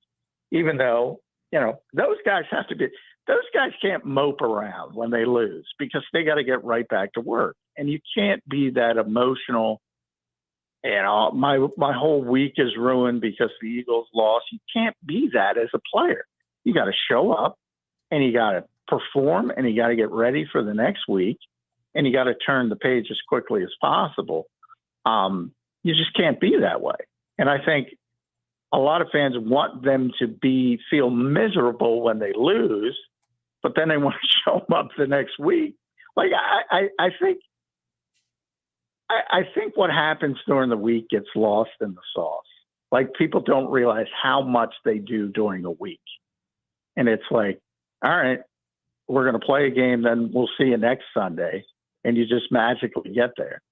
I mean, there's a lot of work, a lot of preparation, a lot of grind, and you can't go through it if you're going to be that emotional, oh my God, we lost. You can't be that way. Yeah. John McMullen, Birds 365, weekday mornings, 8 a.m. on the Jacob Media YouTube channel. Sports Illustrated, it's where you can see his writings on this Eagles team. And right here on the Sports Bash, there's a lot of things, that this team, expectation-wise, has not quite met yet. And one of them was, hey, they got new coordinators. Let's see how that changes things. So far, through a quarter poll of the season, the coordinator change, does it look like it's improved this team? No, it looks a lot like it did last year to this point. But again, I think the context is it'll get better. It's not going to, they were 10-1, and there was a lot of good moments early in the season before the collapse, and then it turns into Sean Desai was, the worst defensive coordinator in the history of the world, and Brian Johnson was an idiot. Now Brian Johnson's in Washington. They're doing pretty well with their young quarterback. Sean's out in Los Angeles. But in the case of Sean, you go back, the only time the Eagles didn't embarrass themselves at Tampa over recent years was last year at week 2, was it week 3? Week 3. And they dominated the Buccaneers. I think it was 25-11, and specifically they dominated them defensively. And they had some good moments defensively in the first half of the season, and then it just went off the rails. Maybe it goes the other way this year, and you struggle a little bit early in the season, and you keep getting better and better. I think that's what you have to hope for. It's even last year, if you look at last year's team, as bad as they were, well, at least they had Hassan Reddick. As you mentioned, with that pass rush, it's tough to see the pot at the end of the rainbow with that pass rush. Ooh, you're right about that. John McMullen, everybody, Birds 365, and right here on the Sports Bash Live on 97.3 ESPN. Check him out at JF McMullen on the X platform. All right, John, thanks, buddy. All right, thanks, Mike. John's back tomorrow. We'll have more on the Birds as they get ready for the Browns next week. And, of course, you can hear the Eagles and the Browns right here on 97.3 ESPN. Hear the Eagles, Browns next Sunday. But this Sunday, you'll hear the Phillies and question mark. We don't know who they're playing quite yet. By the way, McMullen's brought to you by Boardwalk Honda. Shop their new, pre-owned, and certified pre-owned Hondas online at boardwalkhonda.com. We don't know who the Phillies opponent is, but you can find out tonight. We'll have the Brewers and Mets, Game 2, exclusively on 97.3 ESPN. Your home for Phillies playoff baseball. I'm Mike Gill. This is Sports Bash. Where are you going to watch the game Saturday, 4 o'clock, with the sound on? Top spot. Text me right now, 609-403-0973. I'll read off some of these throughout the day. I got so many of them. I'm compiling a list, and I want to see whose name comes up like multiple, 3, 4, 5, 6 times. Some of these places I have been to, and I can't tell if they had the sound on or not. I don't remember. Like, in the last couple of years, if the Phillies have been in the playoffs, I've kind of found a spot, but I want to shake it up a little bit. I want to get to a winning spot. So I see some in Shaner. I see yours there. I see Todd and Brigantine. Todd and Brigantine gives me a spot. I don't even think I've ever been in this place before. I've heard of it. I know where it is. I don't think I've ever been in there before. I never would have thought to go here for a game. What else we got? I got this one here for Big Al and Vineland. Phyllis, I see yours. All right, so I will try to read off a couple of these throughout the show. If you have a spot, 4 o'clock Saturday, game on with the sound on. Phillies, where am I going? 609-403-0973. I'm Mike Gill. This is the Sports Bash. Wake up weekday mornings from 6 to 10 a.m. with Unsportsman Mike on 97.3 ESPN with Evan Cohen, Super Bowl champion Chris Kennedy, and Michelle Small. Wake up without it. Brought to you by the Gallery Bar Booking Games at Ocean Casino Resort in Atlantic City. If you or someone you know needs help getting through a difficult time, start with NJ211. When you reach out to 211, we can connect you to help with housing, utilities, food, childcare, senior services, income support, healthcare, legal issues, and more. Help is available in over 150 languages, and the service is free, confidential, and available 24/7. Need help? Dial 211, text 898-211, or search nj211.org. Getting quality employees to fill positions in your company is essential, but finding those people can be a major hassle, unless you use ZipRecruiter. ZipRecruiter makes finding quality people a breeze, and right now you can try it for free at ZipRecruiter.com/free. With ZipRecruiter, one click sends your job to hundreds of top job sites. But more than that, ZipRecruiter's advanced technology identifies the candidates with the skills you need, sends you a list of great matches to review, and actively invites them to apply for your job. And the results speak for themselves. 4 out of 5 employers who post on ZipRecruiter get a quality candidate within the first day. That's right, the first day. Now you can focus on your business and let ZipRecruiter do the work finding the best people for you. See for yourself. Experience the ease, efficiency, and power of ZipRecruiter for free. Just go to ZipRecruiter.com/free. That's ZipRecruiter.com/free. ZipRecruiter.com/free. New Jersey is leading the nation in clean energy investments with one thing in mind: you. Save money while saving the planet. New Jersey's Clean Energy Program is a statewide program that offers incentives, programs, and services that benefit New Jersey residents, businesses, education, government, and nonprofit entities to help us all save energy, money, and the environment. Discover how you can start saving today and help ensure a cleaner future. Visit njcleanenergy.com to see what New Jersey's Clean Energy Program can do for you. A message from the New Jersey Board of Public Utilities. Common knowledge that after age 30, our metabolism changes. We have less energy and we eat easier. There's a way to feel better, not in years or months, but sometimes in just days. Not just us. I've tried everything. Working with the 2 health experts, we came up with Morning Kick. Morning Kick is a revolutionary new formula that combines all my favorite supplements into one daily drink. Morning Kick has probiotics to help you lose weight, prebiotics for digestion, superfoods for muscles and joints, and powerful anti-aging supplements. It'll help you feel youthful, energized, and helps manage stress. I look and feel better than I have in years. Go to roundhouseprovisions.com, use code SUPPORT or click support to 511-511 and claim 40% off. Roundhouseprovisions.com, code SUPPORT. Every purchase comes with our 90-day money-back guarantee. You could be feeling these changes within just a couple of days. Text support to 511-511. These statements have not been evaluated by the FDA. This product is not intended to diagnose, treat, cure, or prevent any disease. Texting may apply. Get 10 grand off MSRP. 0% for 72 months. 0 payments for 90 days. Or 2 new Matt Blatt Kias for $222. You don't need a sports betting app. Get to Matt Blatt Kia and be a winner. You heard right. 10 grand off MSRP and 0% for 72 months. 0 down or 0 payments for 90 days on every clearly marked EV in stock. Currently stuck in a loan or lease? We want to get you released. New 24 Kia Forte LXS. Just $111 per month lease. Why not get 2 for $222?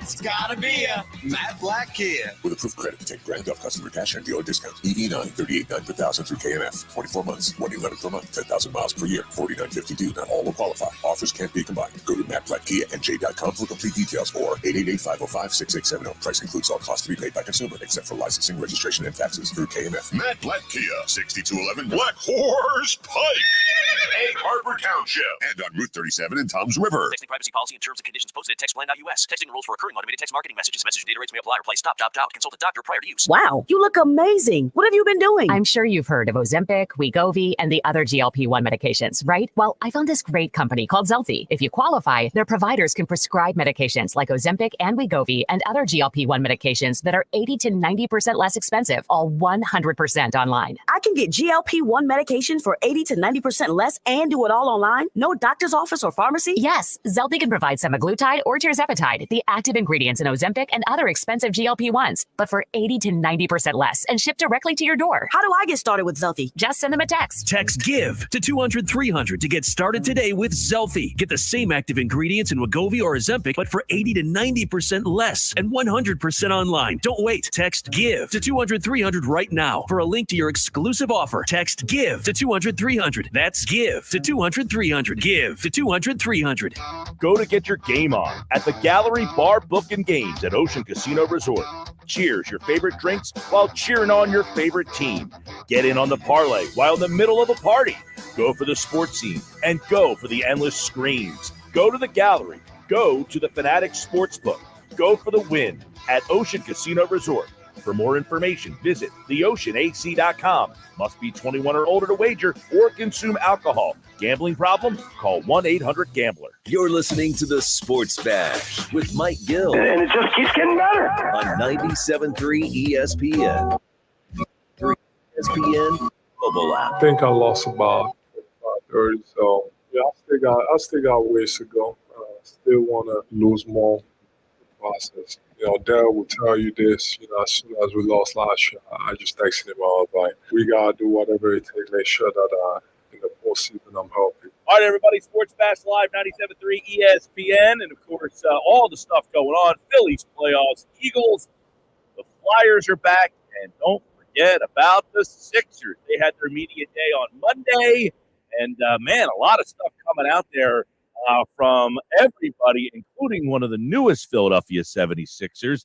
If you watch the Olympic Games, you really saw Gershon Yabusele really have a big Olympic tournament, and now he is with the Philadelphia 76ers. So, Gershon, welcome to Philadelphia. Thank you. Thank you for having me. Give us a little insight on that Olympic experience. How was that? And, after that those Olympic Games, your hunger for getting back to the NBA, it seemed like something that you were one of the talks of that Olympic tournament. Yeah, for sure. I mean, it's been really fun and cool to be able to do the Olympic in France. But in general, I think we had a great tournament. And even on the final, we lost. I think we had a great game, and we had a chance to win it. So we were just happy to be there, and the experience was amazing. Yeah, and obviously you've played in the league before. People at the Sixers will remember your time in Boston. But what did you learn about your game in leaving the NBA these last couple of years? What did you think you needed to work on to get yourself back here to the NBA? I mean, first of all, I learned a lot, being away for 5 years. I grew up a lot. My life is completely different now. I'm much a better basketball player than I was when I was with the Celtics. But, in terms of experience, being those games like the Olympic Games, like all the tournaments with the national team, those final games that we played with Real Madrid and everything, I just learned. I learned a lot around great players and be able to win, to know how to win, to know what it takes to win. Of course, the shooting skill got better, and on the court, my IQ got better. So I would say that I'm a different basketball player than when I was here before. Yeah, there's no doubt, in Boston, 74 games and, didn't get a lot of minutes there. And here you are, 2024 in those Olympic Games. Man, watching the game against the United States there in that final 20 points. Obviously, everybody remembers the dunk you had on LeBron. I mean, that was unbelievable. But before that, you had a 17-point game in the win over Germany, shot the ball really well. Is that something that you think you come over now? This game is all about the 3-point shot. Is that something that you think you've really improved on? Yeah, for sure. I'm a better shooter than I was, and the way I get the ball, I control the ball. To know where I can shoot, to know where this is contested or where I can drive or stuff like that. I get better, and it's easy for me to read those situations. So of course, I think it's something that I have to be good at, especially for this season. And especially like players like Joel Embiid to be around him, you need to be able to knock shots. So I think this is a point that I approve, and I still need to get better, and I need to be good at. Gershon Yabusele is with me from the Philadelphia 76ers. You just mentioned Joel Embiid. He said he's lost like 25 to 30 pounds. Does he look different from when you saw him at the Olympics? Yes. I mean, for sure, like he's somebody that's take care of his body. We have no doubt about this. So I think this is going to be a special season for him or for the team in general. So we cannot wait for the season to start. Yeah, there's a lot of interesting moves on this team, a lot different from last year. Why Philadelphia? What, Gershon, made you think that Philadelphia, they made a lot of moves. They added a lot of players. So it's a crowded house there. What made you feel that Philadelphia was the right spot for you? Because of course if I look at the forward position, this makes sense because I will say that it's not like a real four. There's a lot of guys that can play four, but I'm not sure this is what they did like their whole career. But I would say like in real four, I probably won in the only year. But in general, I think Nick Nurse is a great coach, and his vision is really important for the team. And they have great guys here. The organization is amazing. So just be able to be part of this, I'm so happy and so blessed to be here. Do you credit your Olympic run was that something that really put you back on the map and stood out? I mean, was that those Paris games what got you back into the league in your mind? I will say for sure, especially the finals against the United States, because I feel what's really important is what you do against the American team, because if we be honest, it's the best team in the world. They've been proving this for years. So I think the real challenge was to play against them and to be able to perform. But on the personal note, I know the 76ers have been in contact for like 2-3 years with my agent already. So I know that they was willing to do something, and I'm sure that the final or the Olympic Games in general help them make a decision. Now, you mentioned the 4 position. That's really your spot. Did they tell you anything? Hey, you have a chance to start. You're going to be a bench guy. What is your role entering camp? No, they didn't tell me anything, and I really think that this is going to be a feeling during the season or at the beginning or whatever. But it's something that they will take care of it and discuss. I feel like this kind of like has nothing to do with me. I will come in the game with the same energy, with the same mindset, So when I go over there, I go over there to compete, to get the weight, and give everything I can. It's really cool to have you here as a 2-time silver medalist. They win silver at this year's Olympic Games. By the way, you had a big game against the Canadian team, which is filled with NBA players as well. So, really a good run there. They get silver in 2024, 2020 in Tokyo, silver as well. So the French team, one of the powers in the Olympic basketball world. And, of course, the Sixers looking to get their own medal here, that NBA medal, which is the NBA championship, and obviously adding Gershon Yabusele to that mix. I would imagine that posterizing dunk was a wild 48 hours for you. That thing was everywhere. Yeah, not just 48 hours. I still get mentioned until this day. I actually got one today from a account on Twitter. So for sure, like it's been pretty crazy, especially for my family, but crazy in a good way. It was really something to enjoy, happy to be part of, and for sure, I think all the people that was here, like my teammates, my coaches, my family, my friends, they're all happy for me, and this is did it for me. Yeah, but that there is an example of, you talked about working on your shot, but also the ability to put the ball on the floor and put it on the floor and finish is something that we got a chance to see from you. So obviously, everybody looking forward to seeing kind of a two-way game from you, putting the ball on the floor and being able to shoot from beyond the arc. Yeah, for sure. I think people also see me be able to and go to the rim. So this is one thing also that I feel pretty confident of doing. So, whatever I'm going to bring on the court, I'm going to do it 200% and try to be the best. Well, it cut a long way since being drafted back by Boston and obviously here with the Philadelphia 76ers. He was the 16th overall pick in the 2016 NBA draft, and now he's a member of the Philadelphia 76ers. And you'll hear Sixers basketball right here on 97.3 ESPN. Gershon Yabusele here on the Sports Bash. Gershon, we appreciate you spending a couple minutes with us. Thank you. All right, there you go, Gershon. 16 NBA, the number one pick, Ben Simmons. We know how that went. We know where that has taken him. Gershon was taken by Boston with the 16th pick that year. And, he had a minimal role with the Celtics, left the Celtics, and ended up going overseas. He spent last year in the Spanish League.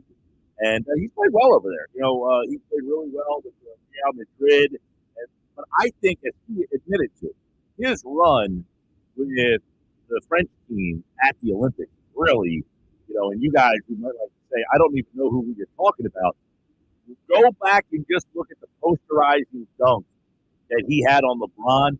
You saw his athleticism there. But if you watch them play throughout the Olympics, Team France, he was really good, really good. And when they signed him, there was a lot of buzz. I mean, he is a guy, 6'8", 270. He said, I'm the only real 4 on this team. He is a big, strong athlete that can shoot it, and we'll see. He said no promises, whether he starts or comes off the bench. But I think he will have a pretty good role on this team. Gershon Yabusele here on the Sports Bash Live. And don't forget Sixers basketball all season on 97.3 ESPN. We got plenty more to come here on the Sports Bash. We appreciate everybody being a part of the show. Watch us live on the YouTube channel at Mike Gill Show, on the X platform at Mike Gill Show. More Sports Bash coming up. You're listening to the Sports Bash with Mike Gill on 97.3 ESPN and the 97.3 ESPN free mobile app. Thousands at Matt Black Kia. Get out of your old trade today, even if you owe thousands more than it's worth. Go to MattBlackKiaNJ.com for more details. That's MattBlackKiaNJ.com. It's got to be a Matt Black Kia. Wendy's breakfast burrito has an entire breakfast every day. Fresh cracked eggs, seasoned potatoes, American cheese sauce, and sausage or bacon. So the first bite is like fresh cracked sausage or sauce. The second bite is like fresh cracked sausage or sauce. And the third bite, you get the idea. Awesome breakfast burritos, gotta be Wendy's. U.S. Wendy's during breakfast hours. Some people just know they can save hundreds on car insurance by checking Allstate first. Like, you know to check that your seats are in the visitor section first before buying tickets. I'm so excited for this game. I can't believe we got us tickets. Me too. Wait, are we on the wrong side? Yeah, check the first report. So check Allstate first for a quote that can save you hundreds. It's going to be a long game. We're in good hands with Allstate. Availability. Allstate Fire and Casualty Insurance Company and affiliates. Xfinity here. How can we help? Hi. My daughter invited her entire class to her birthday party. Can my Wi-Fi handle it? Oh, well, at Xfinity, our latest gateways have tri-band Wi-Fi technology, letting you connect hundreds of devices at once. Okay. So if all the kids are watching stuff on their phones, well, their parents are sharing videos online. Yep, go ahead and watch videos. They can all do their thing and party their way. No problem. Oh, are going to need a bigger cake. Now for October 10th, upgrade and switch to 300 megabit Xfinity Internet with unlimited data and one line of unlimited mobile for just $35 a month for 1 year. Plus, get an eligible free 5G phone with trade-in. Visit Xfinity.com, call 1-800-XFINITY, or visit a store today. Xfinity, bring on the good stuff. Restrictions apply. Required to fill out a bank account. Equipment, taxes, and fees extra and subject to change. After promo, regular rates apply. Xfinity Mobile requires Xfinity Internet. Actual speeds vary and not guaranteed. Progressive presents Renters MVP's Most Valuable Possessions. Today's MVP, Emily Neal's 70-inch TV. Because after watching her second-grade students yell at each other for hours, there's nothing Emily enjoys more than watching super-rich housewives also yell at each other. Why? Because those women are not her responsibility. And that's why her TV is today's MVP. Keep your most valuable possessions protected by bundling your renters and auto insurance with Progressive. Progressive Casualty Insurance Company affiliates and other insurers not available in all states. Breaking news, and this one is almost unbelievable. Yeah, it's all about new customers at Bet365 because they get $200 in bonus bets when they bet $5. And even better, bonus bets can be used on the spread, totals, and player props. There you have it. Bet $5 to get $200 in bonus bet. And see why. It's never ordinary at Bet365. Gambling problem? Call 1-800-GAMBLER. 21 plus only. Must be physically located in New Jersey. Terms and conditions apply.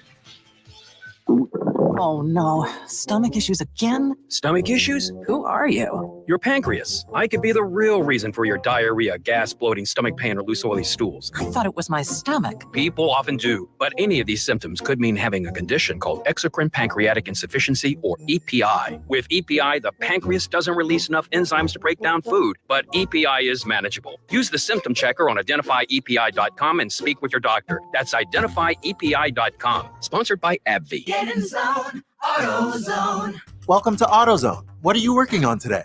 I think my battery's dead. With free battery testing and charging, we can help you get back on the road. Get in zone, AutoZone. So what if I need a new one? We have the right Duralast battery for you, only at AutoZone. Get in zone, AutoZone. And what about my old battery? We can recycle it right here at America's #1 battery destination. Get in zone, AutoZone. Restrictions apply. Our daughter Jessie loves playing detective. A clue. But since we discovered she has sensitive skin, we've been playing detective too. We thought the problem was our puppy.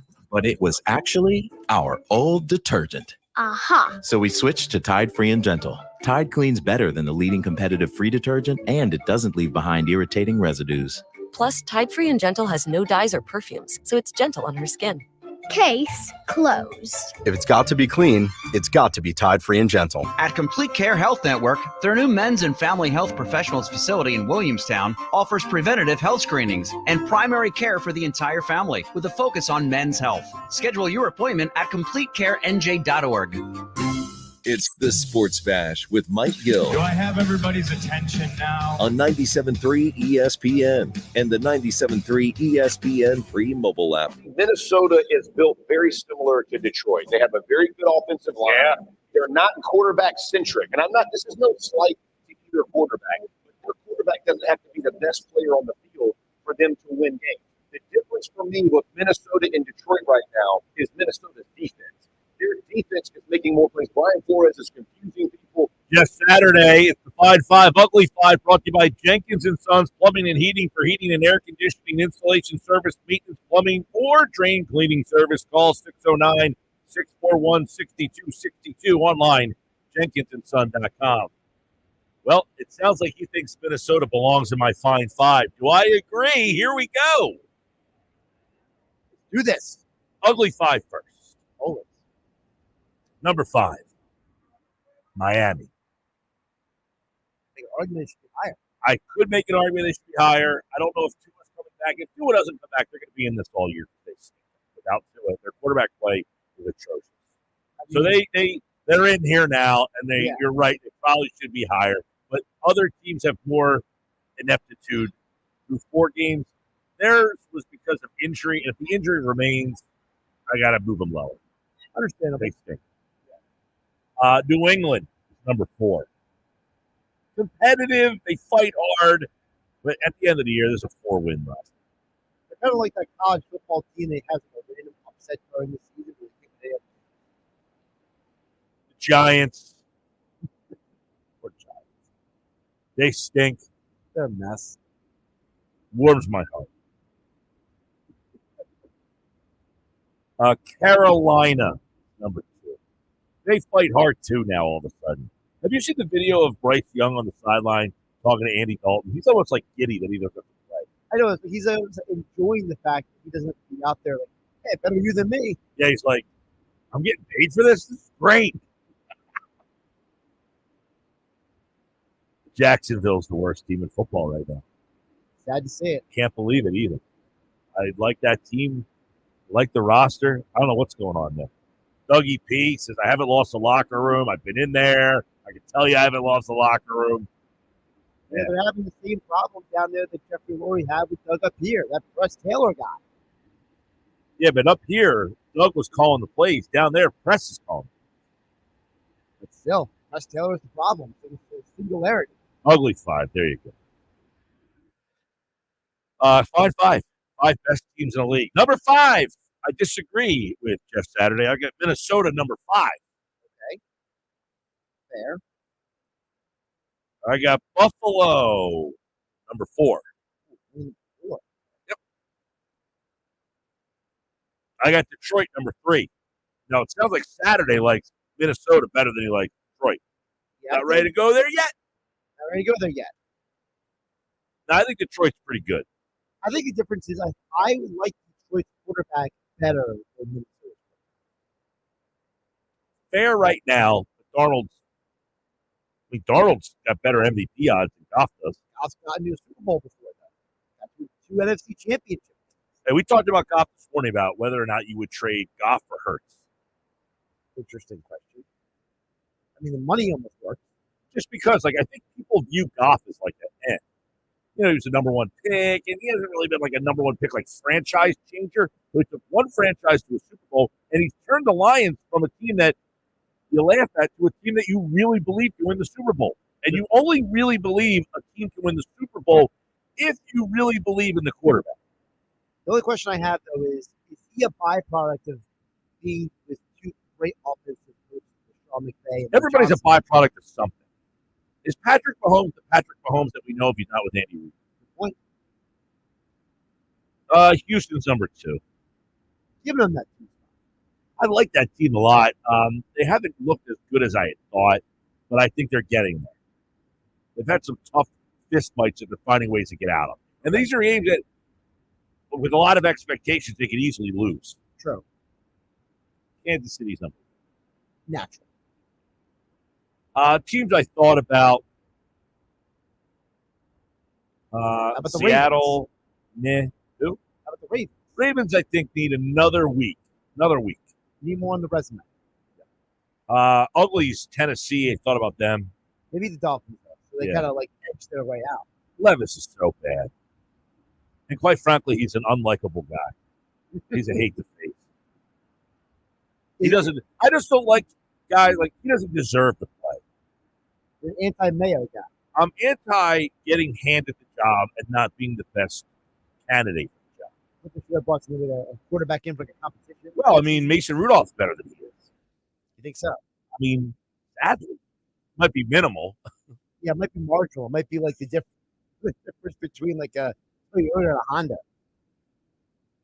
I guess. I just don't think Levis. I mean, Levis turns the ball over so much. Can't have it. Although you would say Jalen Hurts turns the ball over so much. You do? Sports Bash Live, 97.3 ESPN. That's this week's Fine 5, Ugly 5. Brought to you each and every week by Jenkins & Sons Plumbing Heating for heating and air conditioning, installation service and maintenance. Plumbing and drain cleaning service. Call 609-641-6262. Online at jenkinsandsons.com. I'm Mike Gill. This is the Sports Bash on 97.3 ESPN, the 97.3 ESPN free mobile app powered by First Bank of Sea Isle City. When we come back, Jeff Mosher is here. He's going to take us behind the curtain. What's the problem through 4 weeks with this Eagles team? A little self-scouting. We'll talk to Moshe about that. and more. Football at 4 is next on the Sports Bash on 97.3 ESPN. Wildcard Wednesday on ESPN Radio. And the Mets have scored 5 runs in the 5th. They now lead the Brewers 8-4. This entire rally has happened with 2 outs. The Mets win Game 1 and have their sights set on a 2-game sweep. Can the Brewers bounce back and force a decisive Game 3?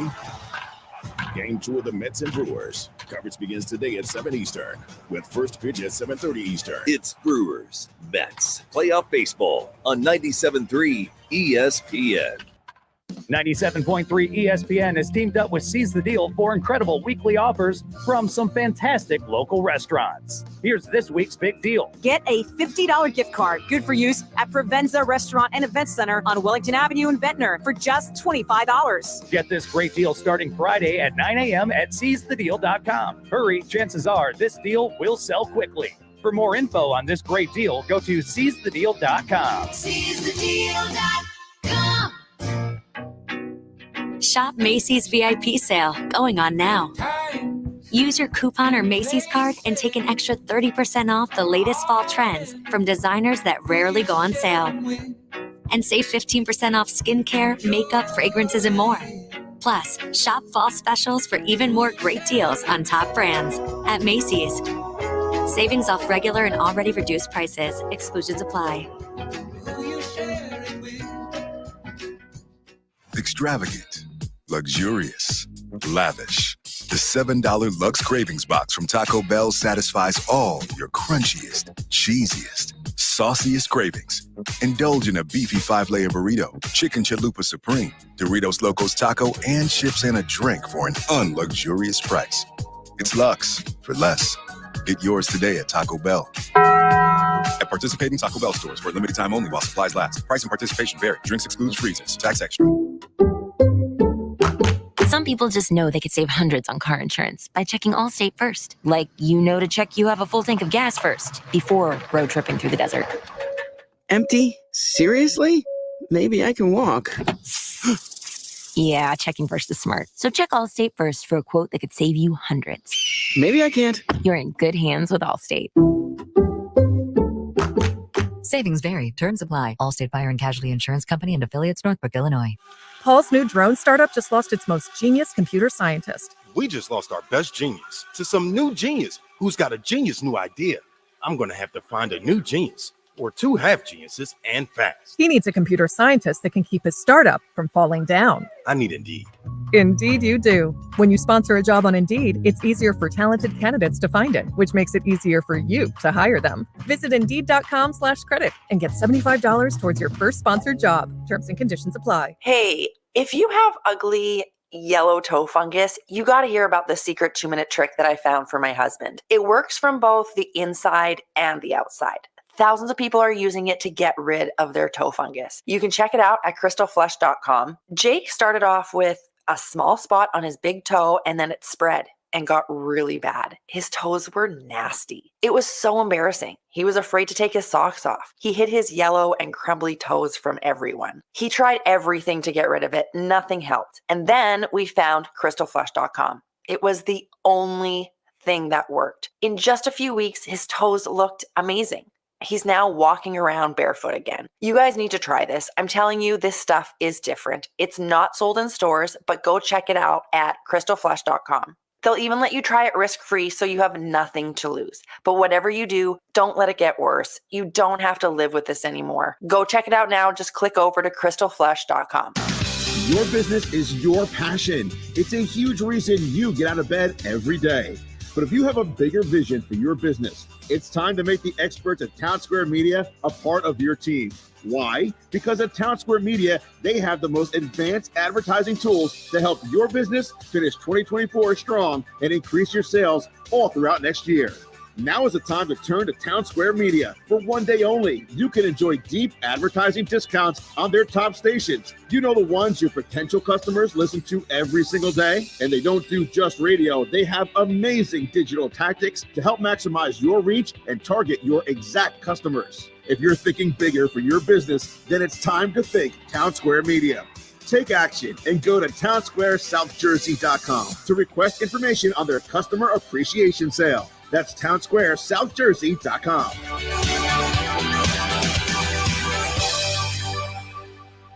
Home of the Philadelphia Eagles. They got him! It's a sack! Sixers. Oh, baby! And Flyers. He scored! 97.3 ESPN. WENJ. WENJ HD. Millville, Atlantic City. A Town Square media station serving all of South Jersey. 97.3 ESPN presents The Sports Bash with Mike Gill.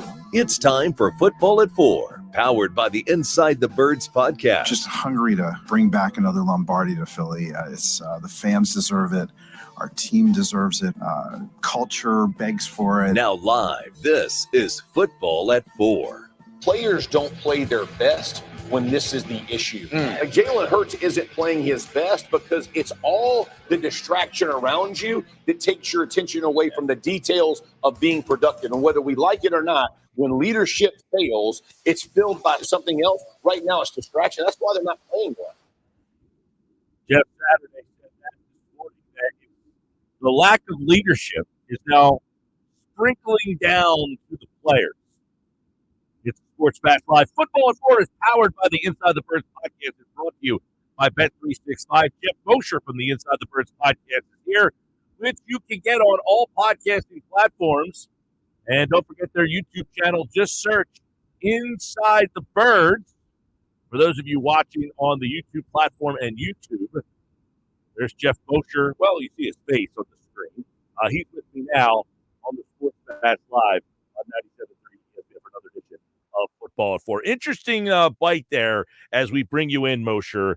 Basically, he thinks is the leadership issues is now causing problems with the performance on the field. Do you buy that the coaching or lack thereof is possibly been a problem for this team?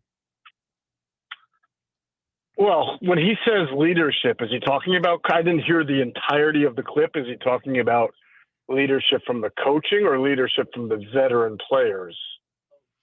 It sounded like both. That there's not leadership in the locker room from the players and just leadership in general. Yes, the coaching and the players. I guess it's kind of making an inference that, hey, Jason Kelsey's not there anymore. Fletcher Cox isn't there anymore. And then I know what the answer is. Well, they were losing with those guys here too. They certainly were. I'd be very curious to know how Nick Sirianni handled certain things that have gone on since the loss. You know, I thought it was I don't get really too wrapped up because it doesn't matter on the field about things like Darius Slay tweeting his stats at people or going on a podcast. But I thought it was pretty tone deaf, just looking at it objectively, to go on a Dallas Cowboy podcast after that kind of a loss. I mean, I think if I'm the head coach, I have to talk to the team or talk to Slay and say, you know, you may not feel the way your fans do, but the paying customers or your diehard fans who are living and dying with every loss, right? They see you on a Cowboys podcast and it infuriates them. Of all teams, of all people, right? A Cowboys. So it's the ultimate. It's the ultimate. Read the room. Like just read the room, man. Yeah, tone deafness, and that's not a great thing. And if you're being that tone deaf, you know, in that situation, how are you being in the classrooms, and how are others reacting to that? How is CJ Gardner-Johnson reacting to the fact that Slay was talking about him? So I would have to say, like, it's incumbent upon Sirianni or some other team leadership to kind of gather everybody together and say, hey, when things are going like this, don't go running to every single outlet you can go and, you know, live your life, but you know, also have some sensibility about it. And right. I think that they showed a lack thereof. Yeah, because then it starts the distraction of, okay, Slay goes on here, but not only does he go on there, which shows, okay, he's on the Cowboys thing, they're laughing, yucking it up after a loss, but then he's taking a shot at, you know, I don't want to say a shot, but I mean, then he's bringing up his own teammate, to which now Chauncey Gardner-Johnson gets involved. Right, and so that is why I say it'd be interesting to see how the team responds, you know, going into the bye, how Nick Sirianni and team leadership addresses that, because then you can make an argument if it's just swept under the rug that, yeah, there is an accountability issue. There's just an overall team leadership issue there. If that really just is allowed to happen and continues to happen, as far as other how it's manifesting on the field. Like, I don't think a lack of team leadership or accountability is why some of the things that are going on in the field happen, but that certainly compounds it when you're not playing well. And I do think coaching, as far as leadership from a coaching standpoint, it can be called into question. Even Vic Fangio, for as good as he has been reputed to be, I have some real questions about his defensive game plan against the Bucs. One of the things, you and Adam got onto at the latest episode of Inside the Birds, which you guys can check out on all podcasting platforms, you asked the question, is coaching the problem for the Eagles?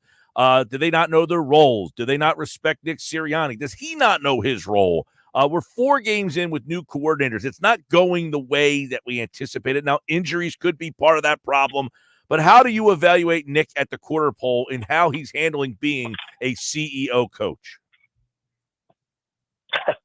It's obviously not going really well, but I can't put everything on Nick Sirianni. So he's got a lot of games here, especially the next 5 coming up, to get the ship righted, and that's a big part of it. I really do. I'm not like, I think people who are saying fire Nick Sirianni, I mean, they're 2-2. It's not 0-4, not 1-3. I get that they're coming off this terrible slide from last year, but there's issues right now with the roster, right? There were some off-season decisions made on how they were going to put this team together that have not worked out, and that may not be just on Nick Sirianni. And they can certainly play better. And I do think they will. I think that they'll make some changes. This is what the bye week's all about, self-scouting, looking yourself in the mirror. What are we doing poorly? Why? Can we fix that? Do we have to make personnel changes? And there'll be some changes. So it's really hard to evaluate after not just 4 games, Mike, but also 4 games that have had a weird vibe to them. Well, and how difficult is it for a new coach to come in? Let's look at the offensive side. He comes in, he works with the whole group of guys in training camp, and then a game into the season, really, after Brazil, that group that he worked with all offseason is no longer here.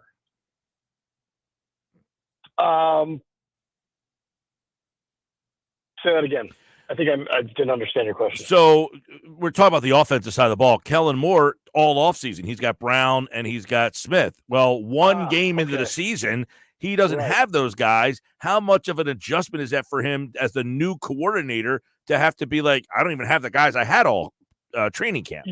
Yeah, I was confused. I thought you said offensive line, not offensive side. And I'm like, it's really just Lane Johnson that was injured. But yeah, no, I mean, that's a part of it, obviously. You're missing your top 2 playmakers. The Eagles are an entirely different team when they have A.J. Brown, and he makes up for a lot of deficiencies elsewhere in the offense, and he can just brings a presence, a physical, intimidating presence. Well, let me ask you that. Let me ask you this question. Let me ask you this question, Moose. Is it as simple in your mind that if they're healthy, their offense will be fine?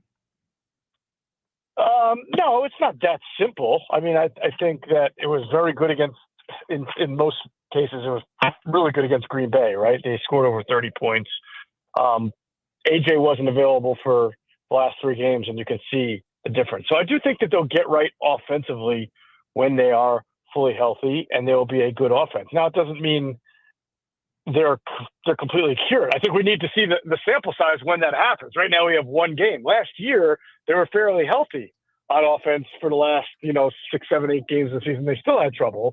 So and to your point, without full health and learning a new offense and the pieces have to come together, it's probably been more difficult for Kellen Moore to do what he wants to do when he doesn't have his guys. But there's also probably an element to him not being able to do everything he's done in the past because now he's working with new offensive personnel, a different kind of quarterback. So we'll have to see what happens as the season goes on and the players come back. We're talking with Jeff Mosher, Football at 4 from the Inside the Birds podcast. And let's stay on that offensive side. Kellen Moore, obviously, you just mentioned the quarterback, the dynamic between the quarterback and the coach and how important that is for this team's success. Where do you see that relationship at this stage of the season?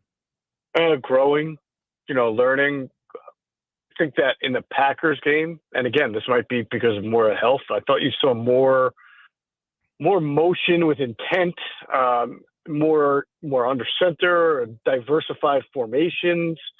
We made a big deal about all those the 5 or 6 snaps you saw of the pony package with Will Shipley and Saquon Barkley. They ran a pony package play on the first snap of the game against the Buccaneers, and then you never saw it again. And that's after you didn't see it at all the 2 weeks prior. So I think that relationship is growing, and Jalen Hurts understanding where the plays are, what he needs to do, and Kellen Moore understanding where Jalen's strengths are, and when the games are real and it's not training camp, what his limitations are. That's a process. Yeah, it's funny. Do you sense, Moshe, that people are becoming increasingly more frustrated with the coach or the quarterback or both? Do I sense? It's like you're asking me if I've ever been on social media. I don't know. Was the quarterback a popular figure and that he has lost support? Yeah, I think that always happens when teams lose or don't meet expectations. Even in times when the quarterback doesn't play terribly, when the team loses, it falls on the quarterback. And that's not just a Jalen Hurts thing. That's just an NFL quarterback thing. Same thing with the head coach. Fire the head coach. So I do. But I mean, listen, he hasn't played great either, Jalen Hurts. So I know people get annoyed by this, but it's like, look what the Rams beat the Niners 2 weeks ago. They didn't have Kupp. They didn't have Nakua. They scored 27 points, right? They don't have an offensive line that's healthy. And when they do have a healthy offensive line, it's not near what the Eagles' offensive line is. And in that game, the Niners scored 24 points. They didn't have Kittle, Debo, and Christian McCaffrey. Is that because that's the point? Is like you can't just keep using the excuse. You don't have this guy. You don't have that guy. If you're a good enough quarterback, you find a way to make it work, at least to be competitive. Maybe you don't beat the Bucks, but maybe you're more competitive and you're not fumbling and turning the ball over. Yeah, no, that's fair. And my question was going to be, is that because Stafford's just that level of player that he's good enough to keep you competitive even with lesser players? Or is that McVay is such a good schemer, play caller that's why? You know what I'm saying? Like, both. I mean, Stafford's a really good thrower of the football. They call him the wide receiver maker for a reason, right? I mean, he doesn't have the cool enough cup. Jordan Whittington steps in last week, 6 catches for 68 yards. The guy's a rookie 4th-round pick that probably nobody even knew about before the season started. Tutu Atwell gets in there, gets catches. It happens. Juwan Jennings, same thing. Eagles trade for Jahan Dotson. Now, we've gone through Jahan Dotson's deficiencies. You and I have talked about it, Kaplan and everything. But he's still a guy who's played in the NFL for 2 years. And right now, what's he got? 4 catches for 25 yards or something crazy like that? Yeah, he's been terrible. Yeah, he's been terrible, and the ball isn't getting to him either. So that's my point. If you substitute a better thrower of the football in the offense or a better schemer, is Jahan Dotson at least catching a few more balls and getting open? Yeah, probably. Let me get your thoughts then on the job Fangio has done through 4 games. Not good.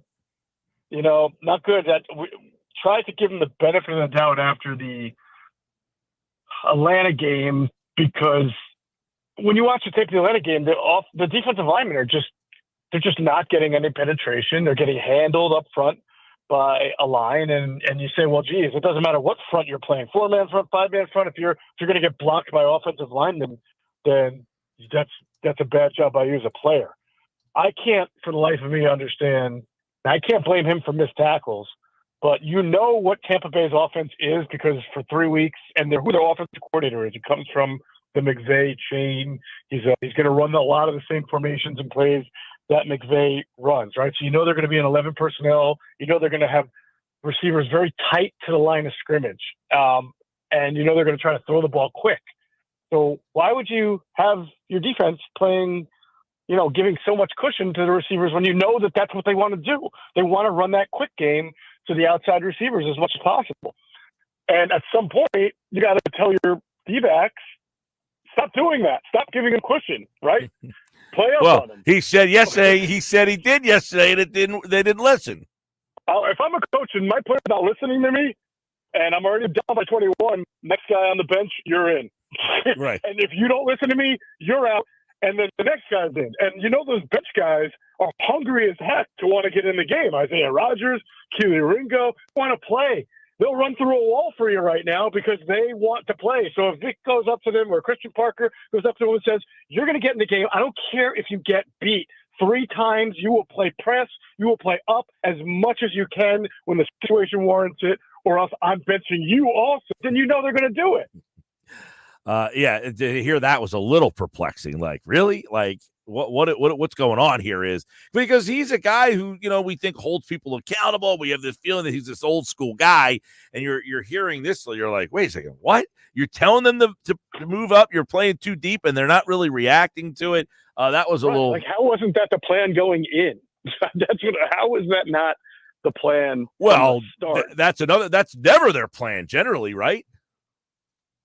Well, that's my point is sometimes you have to have that plan based on what your offense shows on tape. And the Bucs didn't do anything surprising. They didn't come up with their McVay-like scheme just because they were playing the Eagles, and the Eagles looked good the week before with all their defensive line pressure against the run, so they're going to come out passing. That's really what the Bucs generally do. So even if you're afraid of the explosive plays, even if you're afraid of getting beat and you want to play off for the first series to see how it goes, once you start getting carved up, you got to change. You got to do something different. He did start to blitz later in the game, but it was, I think, the late second quarter where Sterling Shepard, let's be real here. A guy signed off the practice squad who's never been healthy for the last few years. You got to dust the cobwebs off of him. On 3rd and 12, he catches a 17-yard pass where Quinyon Mitchell is nowhere near him. You just can't have that. Yeah, it's very perplexing to watch them play defense sometimes, and in mid-game, you're like, how is this happening the entire game here? We're talking with Jeff Mosher, Football at 4, here in the Sports Bash Live, 97.3 ESPN, and you wonder, like, a lot of these guys, this is what, the 4th different voice they've heard as a coordinator that is running a variation of that defense. You wonder if the players on this team have lost faith in that scheme. Well, that was it's interesting you bring that up. We talked about that on the Inside the Birds podcast this morning, right? Because everybody wants to fire the head coach, or everybody wants to fire the defensive coordinator. And aren't we having the same discussions about what's wrong with the Eagles defense that we have been having for several years? And not even just Gannon, but even before that with Jim Schwartz, about soft coverage, about, playing conservatively. I feel like, and I brought this point up, that sometimes it feels like it's an organizational philosophy that may start at the top, and perhaps there's some analytics that go into it. Well, you would have to imagine. I get that a lot of guys don't want to blitz. Like a lot of guys don't want to. It's very difficult in the league these days, just blitz all the time. But guys like Bowles and Brian Flores are really having success. And I feel like the Eagles would never really want that kind of guy to be their defensive play caller. Which is wild, knowing, the history and just the fan base. Like, you would think, like, not that they want to appease the fans, but like, you know what? Hey, let's try it. You know what I'm saying? Like, we've gone down this road. This is who we've been. We haven't got to where the Jim Schwartz team won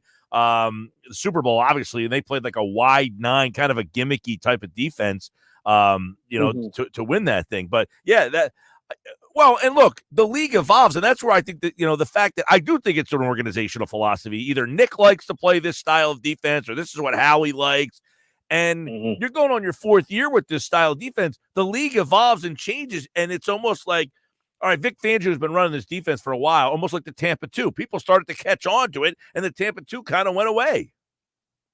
Right. There's so many people who are sort of running this template too, and some are having great success and some aren't, which tells you that, personnel has a lot to do with it too. And the Eagles have been not good this year in the front 6. So that's got to be pointed out. But I always wind up talking about this a lot in the off season, especially seasons that end in disappointing records or an early playoff loss like last year. The Eagles do not help themselves out with their just perennial instability among the coaching staff, the position coaches, the assistant coaches. And I hate to go back and because you just never know what the result is. But I feel like Eagles defensive backs under Denard Wilson played about as well as Eagles defensive backs have played over the last 5, 6, 7 years, right? And they had a chance to make Denard Wilson, keep him there and make him the defensive coordinator. They didn't. They hired Sean Desai. That ticked off Denard Wilson, and then they lost him. So where does it go? Baltimore. What does Baltimore have last year? Not only one of the best defenses in the NFL, but also one of the best secondaries in the NFL. And now he's on Tennessee. I think he's the defensive coordinator for Tennessee now. And Tennessee's defense has looked pretty good. I'm not even counting the Miami debacle because Miami has no quarterback. But defensively, I think the Titans have been pretty good. But, the Eagles didn't keep him. And they had a guy who was doing a good job. But year after year after year, you get a new D-line coach, a new linebackers coach, a new D-backs coach, a new assistant D-backs coach. I mean, tell me another team that has had so many different position coaches. I mean, what do they have? Like 6 wide receivers coaches in 6 years until Aaron Moorhead recently has been able to keep the job. Yeah. They don't do themselves favors with this. Well, which is funny because their wide receiver depth and the production from anybody other than Brown and Smith has been lousy. Yeah, it has. It has. And we'll see what happens at the end of the year on that. All right, Jeff Mosher from the Inside the Birds podcast is we take a look at a lot of the off-season, the bye week kind of self-scouting. Is right now, personnel-wise, do you think there's something obvious or they're 4 games in, this is who they started with, because a lot of times the bye is like 8, 9, 10 weeks in, and you're like, all right, you can make a change because you have this 2 weeks, you do some self-evaluation, you can switch this guy here and switch that. Does that move exist right now? Potentially, Mike. I mean, and I think that as doom and gloom as some people might be, sometimes it's just little fixes here and there, right? Just as simple as maybe playing a little bit more up, cornerbacks playing up might help your pass rush come alive. And all of a sudden, pass rushers who aren't doing well are getting to the quarterback because the quarterback has to hold on to the ball a little bit longer because the receivers aren't getting free rides. So little things like that can help. But from a personnel standpoint, and you heard Vic Fangio talk about getting Cooper DeJean sort of closing in on the slot role. So you get Cooper DeJean in there over Avonte Maddox, who's been struggling. You get Sidney Brown back, and you can put him at safety in certain packages, at least to start off, and maybe gives you a little bit more sure tacklingness, I guess. I don't know what the word is, but he's, Sidney Brown, one thing he can do is run and tackle, and that was an issue. So all of a sudden, you got, a new safety, new nickel, maybe a new defensive approach to tighten up on the outside a little bit. Then maybe that helps your pass rush. You're going to play Cleveland. You're going to play New York. You're going to play Jackson, all these struggling teams, Cincinnati, right? That's where the recipe and the components are in place to start to see bigger turnarounds, which we see all the time once teams start to figure out what they need to do to start masking their deficiencies and playing better. So I can absolutely see on the defensive side some major improvement just on those little things alone, at least for a little bit, until then the league starts to then react to what you've done. But, just to get back on track, and of course getting healthy on offense will just naturally, you would think, help the offense improve. In your mind, what's more likely? This team turns it around, fixes it, and this is all for naught, or do you think there are some deeper problems with coach, quarterback, coordinators, and just a lack of talent, that we maybe over. Yep. Yeah. If I had to bet a lot of money on it and somebody forced me to, it would be to turn it around, because at the end of the day, Vic Fangio has been a defensive coordinator for a long time. I know he knows what he's doing. I do think the offense at full strength can score points. Kellen Moore has been a proven coordinator. So I would bank on the resumes here. And I know some signings haven't worked out. Devin White hasn't worked out. Bryce Huff hasn't worked out. He doesn't have the biggest resume, Bryce Huff. But in general, the organizational resume here, I would bank on the Eagles being a playoff team. I don't know if I put them in the class of the Lions and the 49ers, but, we talked about, I didn't have them in that class going into the year. I thought they were a little bit lower. So I do think that they will figure it out. They'll take advantage of the schedule here. If I had to bet my life savings on it, it would be that over just a complete collapse. All right, Jeff Mosher and the Inside the Birds podcast. A new one is out. Check it out with him and Adam. And, of course, Football at 4 here on the Sports Bash Live on 97.3 ESPN. We'll talk to Moshe on Monday to get ready for the Eagles and the Browns. And, of course, that game is right here on 97.3 ESPN. The Browns got all sorts of problems as well, by the way. So you're right. The Eagles play the Browns. They play the Giants. They've got a schedule coming up that if they don't right the ship well, then we might have some problems. Mosh, enjoy the rest of your week, buddy. Mike, how many people are going to run to their local sports book now and put a lot of money on the Eagles collapse because I said the opposite, right? And they're like, well, if Moshe is saying this, then I'm going to go throw it all on a collapse. Good. Yeah, you're right, man. All right, good stuff, brother. See you, buddy. There's Moshe here on the Sports Bash. Football at 4, 97.3 ESPN, the 97.3 ESPN free mobile app, streaming live video on the X platform. At Mike Gill Show. Follow me there. And, of course, coming up, that was good. Coming up, Nick Earnshaw has today's Nuggets here on the Sports Bash. So I'm going through all your picks. Saturday, 4 o'clock, Phillies, first pitch. Where you at? Place has to have the sound on. Which establishment in the area? I'm talking about here, Atlantic County, Cape May County, Cumberland County, Delaware, Ocean County, Salem County, Burlington County, Gloucester County, Camden County. I think I'm open to anything. Give me a spot that has the Phillies game on with the sound on. Now, so far, how many different picks I have that I count? 1, 2, 3, 4, 5, 6, 7, 8, 9, 10, 11, 12, 13, 14, 15. I mean, I'm up at like 25, if not more. And it's not to say I will go to one of these, but I want to make sure that I have a variety this year. Because the Phillies are, if they go to the World Series, can't go to the same place every time, right? I got to bounce around, got to show around, got to support the place. So I got a lot of Atlantic County. I've got 1, 2, 3. I got 3 Cape May counties in the last 5 minutes here. I know there's 4 places down there, but outside of the Atlantic Cape May area, what do you got? 609-403-0973. 4 o'clock Saturday, 4 o'clock Sunday. Sound on Phillies game. Give me a spot. Knicks Nuggets are coming up next here on the Sports Bash Live on 97.3 ESPN. When you need the best Phillies coverage, there's only one place to get it. Into the line drive. Out of the left center field. Into score Trey Turner. With all the first pitch RBI single. Sports Bash with Mike Gill on 97.3 ESPN. Welcome to AutoZone. What are you working on today? So you've got an oil change. You can go farther and save on full synthetic with our oil change special. Right now, you can get 5 quarts of Valvoline Advanced full synthetic with an STP extended life oil filter for just $35.99. Get the parts you need when you need them at AutoZone or AutoZone.com.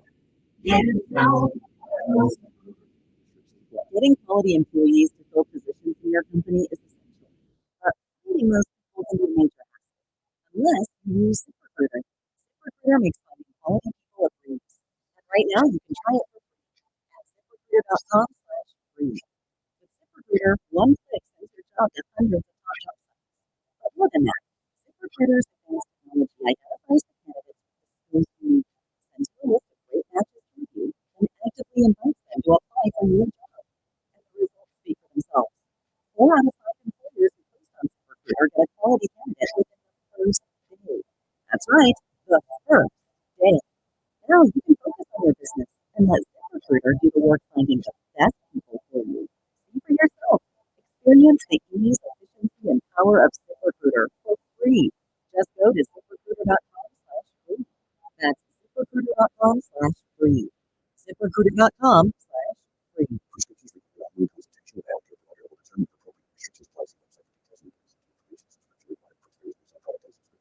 Hey guys, did you know there's a generic form of Viagra that works just the same, but it's 95% cheaper, and you can get it online? Go to hims.com/joy. Through Hims, you'll get a free medical consultation, discreet shipping if prescribed, and the process is 100% online. To start your free online visit, go to hims.com/joy. That's HIMS.com/JOY. Lowe's knows it's easier to make the right calls. You have the right team. That's why our Lowe's Red Vest associates can help with game time decisions. Plus, use in-store mode on the Lowe's app to find what you need. Under pressure at home and want it soon? Order online by 2 p.m. to get it same day. Same day valid on eligible in-stock items and select zip codes only, subject to driver availability. Fees vary based on purchase. Exclusions and more terms apply. See Lowe's.com/same-day delivery for details.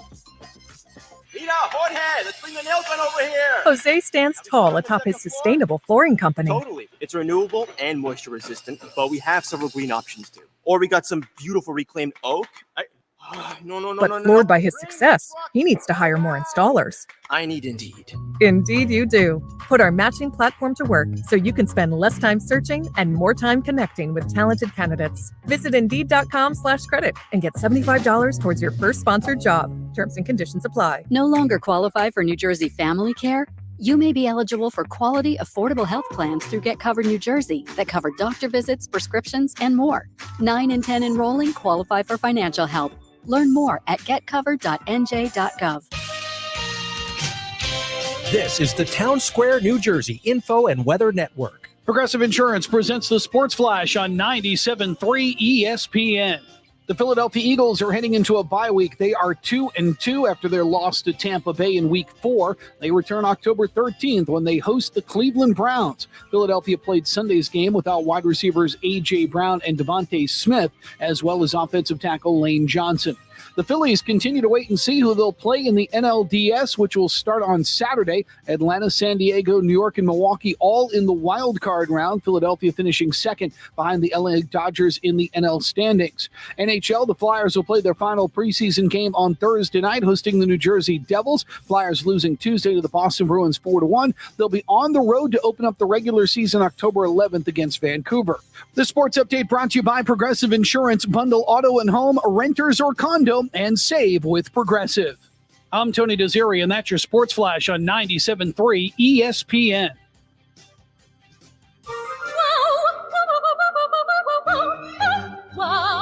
New Jersey might be small, but there's a lot of wow packed into this little state. We got your down at the beach wows, your top of the mountain wows, your show-stopping wows, your cork-popping wows. New Jersey, it's one wow after another after another. Find your wow at visitnj.org. New Jersey, little state, lot of wow.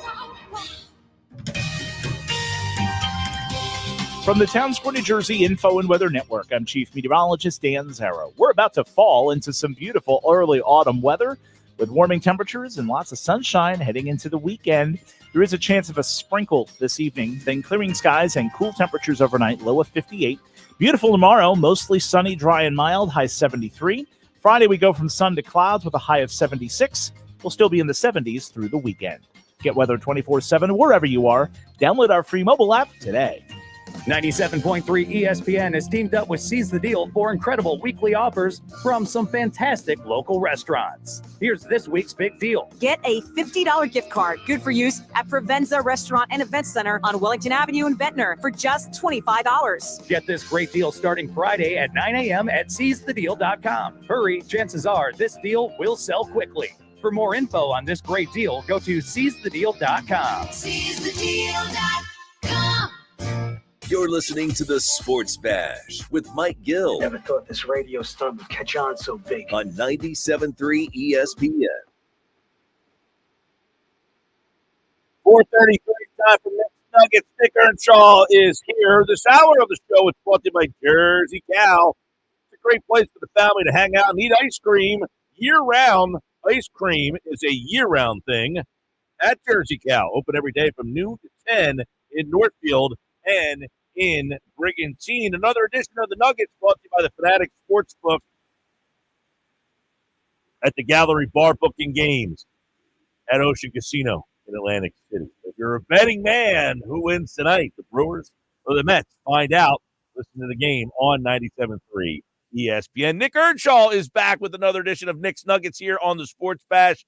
And, of course, he is the host of the Shift podcast and the producer for the Locker Room Weekends on 97.3 ESPN. All right, Nick Earnshaw, how many Nuggets we got today? Oh, we got a 3-pack for you today. A little 3-pack. Get your sauce ready, Mike. I know you always have it ready to go when we do the Nuggets every day at 4:30. So we got a lot of fun. We got to talk baseball, Mike. It's that time of year. October's here. Red October is going to start this weekend, 4 o'clock.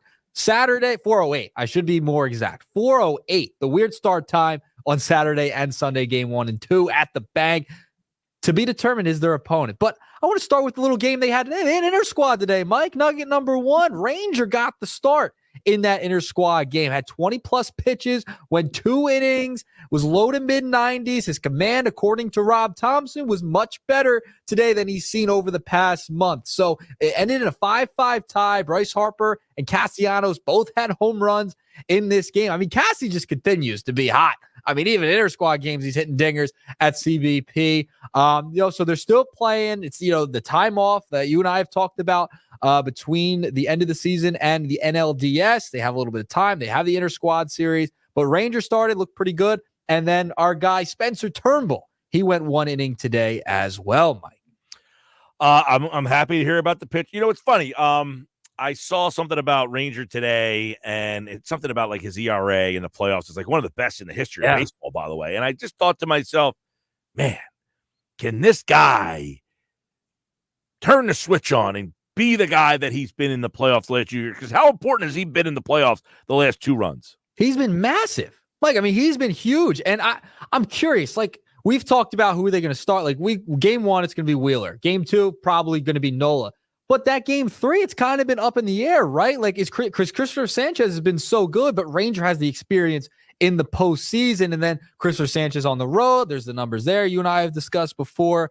I mean, do you go Rangers still in game 3? Like, if you're seeing today, right? He pitches the 2 innings, 21 pitches. Do you still go with the normal 3 you trot out there in the first 3 games? I still think it's up in the air whether or not Nola, right? Sanchez pitches in game 2 or not. See, I think you got to go Nola in game 2. Like, you've had a nice little thing going here over the past couple of postseasons. Wheeler, Nola. Like, Nola's a better pitcher than Christopher Sanchez. But not about who's better for me. It's not a question of who's better. It's what gives me the best version of Sanchez, because I know what Nola is, but Sanchez is considerably better at home than he is on the road. And if I'm not going to set that guy up to fail, if I don't have to, I can pitch him at home, and I'm going to get a very good version of Nola, whether he's home or the road. His splits are the same. But Sanchez's splits, he gives up 3 more runs a game on the road than he does at home. That's a big difference. So, all right, let's say hypothetically, they go Nola game 2. They just keep it Wheeler Nola game 2. Better chance to go up 2-0, right? I mean, this is only a 5-game series. So if you go up 2-0, you might not even have to see Christopher Sanchez at all. If they sweep the series, you may not have to see him at all. I mean, you could go up 2-0 hypothetically with Wheeler Nola. Nola, I think, is the better pitcher. He's still really good at home. But are you going Ranger or Sanchez first? Like, who do you want to see? Well, what's to say that I don't go up 2-0 with Sanchez pitching better at home, and now I have Nola to give me a 3-0 lead? See, I would rather try and go up 2-0 with Nola.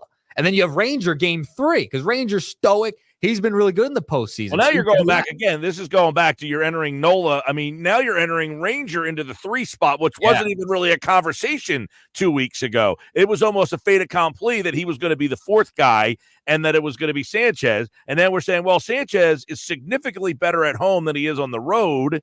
And so this is still all up in the air, I think. Okay. All right. I think they go Wheeler Nola. I don't know. Did Rob Thompson play his hand at all today?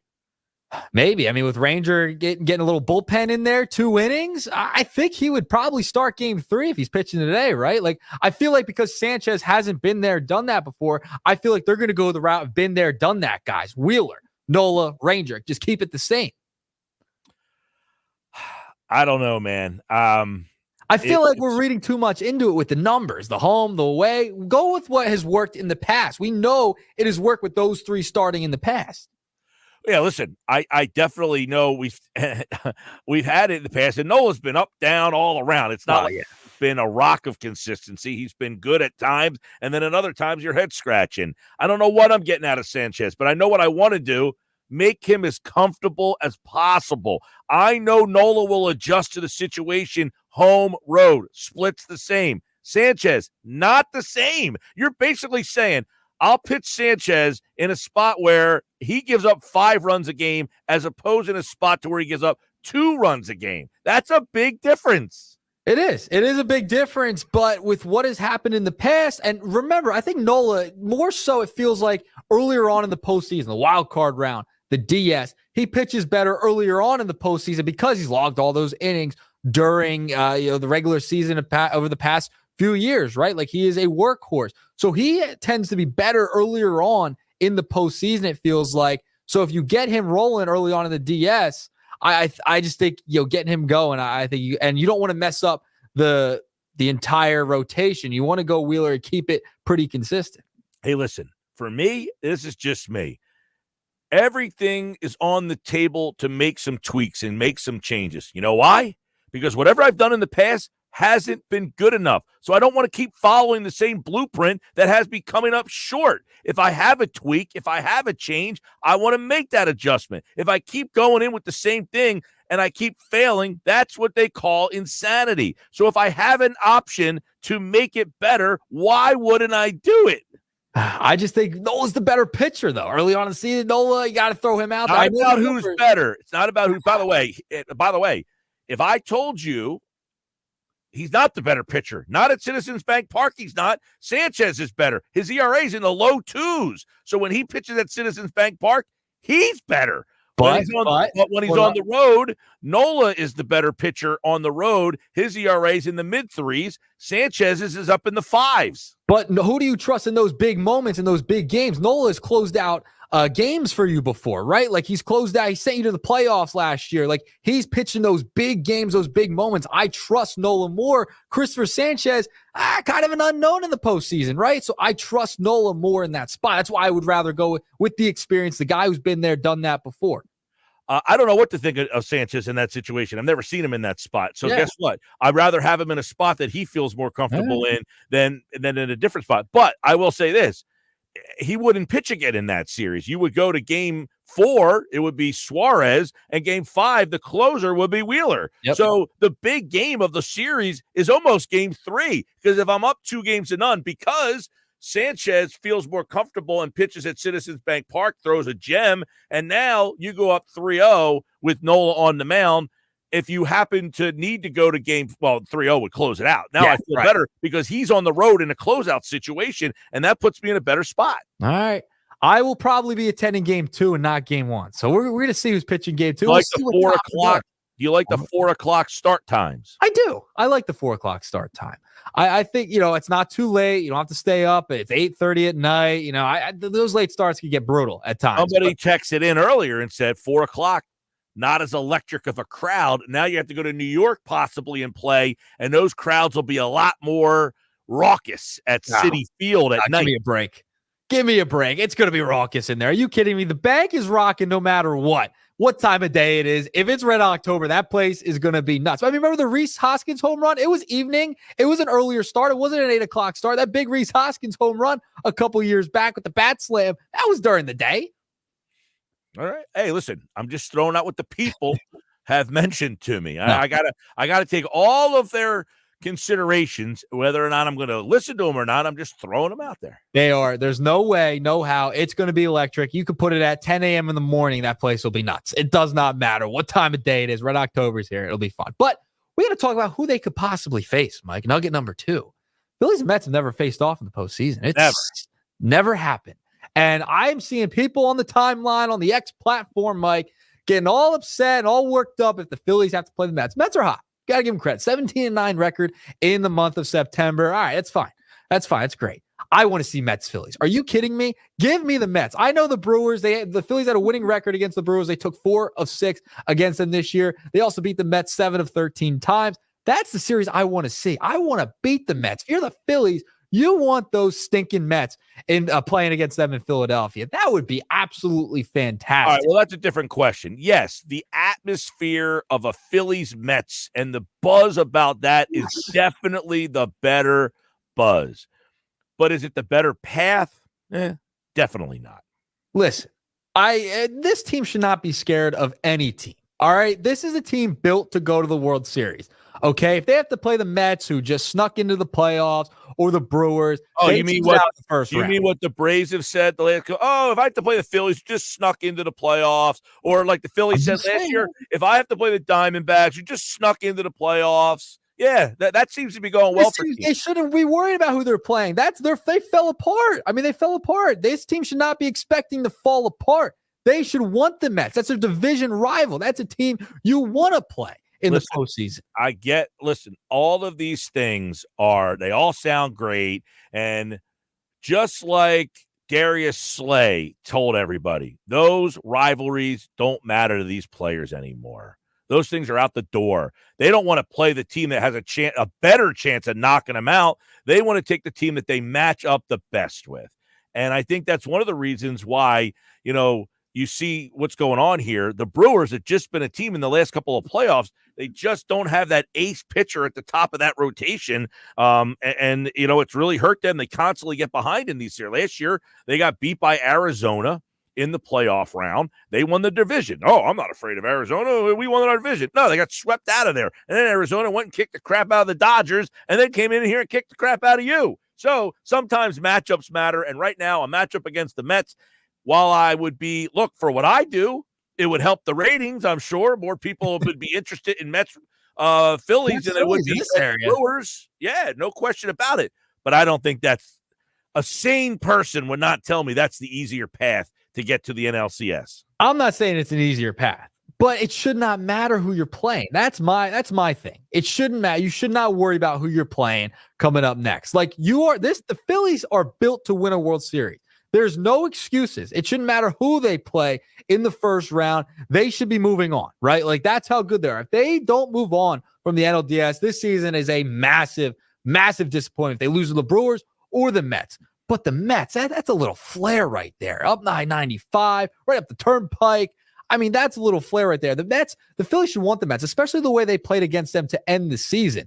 That's the team you want to beat. And remember we had the Mets fan throw out the first pitch the other day. We gotta get rid of all that if you're the Phillies. Yeah, I think the Mets actually, if the Phillies and Mets played right now, I think the Mets are the better team, to be honest with you. Because they are hot. I'm not saying they're not. We keep saying record-wise, the Phillies are better, but the second half of this season, when it's mattered the most, the Mets have been the best team in baseball, right? I mean, they have been the best team in baseball, and you just played them last week, and it didn't go or 2 weeks ago, whenever it was. The last 7 games did not go too well for you. So no, we'll see how it shakes out. I want the Mets. The Phillies should want the Mets. Phillies fans should want the Mets because that is the series that'll be the most entertaining. And how sweet would it be to finally? That I agree with. It would be the most entertaining. It might be the most entertaining playoff series in outside of like the Yankees World Series, and you lost that one. Playing the Rays in the World Series, there wasn't a lot of juice behind the Rays. Yeah. This would be probably one of the most energetic crowds and fan base series in the history of Mets, Phillies. Never played playoffs, and the way it's going right now, it would be the coolest, but it's definitely something that I think the Phillies want to avoid. Yeah, it'll be fascinating. Now, before we move on to the last topic real quick, are we worried that Mets fans would try and take over CBP? Could that be a possibility? I think so. I definitely think you would also have that element of it, just like the Knicks did when the Phillies, when they played the Sixers. Now, you could say, well, the Sixers were down in that series. Doesn't matter. But there's more juice with the Phillies, though, right? I mean, I feel like there's more juice with the Phillies, and people are more ingrained and bought into this team than they were the Sixers. I would agree. I would hope that wouldn't be the case. I'm not banking on it. I think the Mets fans will find ways to get in. Yeah, it'll be fascinating to see if the Mets can close it out. We'll see. It's going to be fun. Man, I love postseason baseball, Mike. There's nothing like it. Absolutely nothing like it. All right, moving along. Final topic of the day. Final nugget, 3-pack for you. Darius Slay apologized for going on Micah Parsons' podcast talking about CJ, GJ. Are we buying like this apology from Darius Slay? I mean, he shouldn't have even done this in the first place, Mike. Yeah, I hate I hate this whole culture of going on. But like I said before, these players don't care about the Eagles-Cowboys rivalry. That's out the window. Those things are long gone. And it's a shame, but they don't care about that. And Slay is yucking it up with Parsons. Parsons hurt. His team stinks. The Eagles are playing bad football, and those two guys are having the time of their life. And listen, I blame the Kelsey culture here. Those guys had a podcast, went out, got paid $100 million for it. So now if I'm a player, I want my podcast so I can make some money on it. Yeah, Somebody offer me something for my podcast. If I'm Micah Parsons, hey, let me get my buddies on here and see if Spotify or some other idiot will pay me for my podcast. Yeah, I mean, you got Podcast P in Philadelphia now. You got the Kelsey brothers. I mean, there's tons of player podcasts out there now. It's definitely the new culture and the new form of athlete. All right, Mike. Nugget number 3. That's all the time I got. We snuck in that third one real quick. 3-pack of nuggets for you today. All right, there you go. Nick's Nuggets here on the Sports Bash. By the way, Cole and LBI says that the Mets and Phillies play. I think you'll be shocked at the amount of Mets fans in the building. Every Mets game I go to at CBP, the whole third base side is the Mets fans. That is from Cole in LBI. We also got another one that says, Mike Sanchez, game 2 at home is a no-brainer. Nick's talking about what's worked in the past. Last time I checked, the Phillies have come up short the last 2 tries. You're with me on that one there. All right, Nick Earnshaw, we'll do it again tomorrow. All right, see you, Mike. There's the Nuggets for today here on the Sports Bash live on 97.3 ESPN. Nick's Nuggets are brought to you by the Fanatic Sportsbook at the Gallery Bar, Book, and Games at Ocean Casino Resort in Atlantic City. This hour of the show brought to you by Jersey Cow, a great place for the family to hang out and eat ice cream. Jersey Cow, everything is homemade, small batch, right there in their South Jersey locations. Northfield, Brigantine, noon to 10.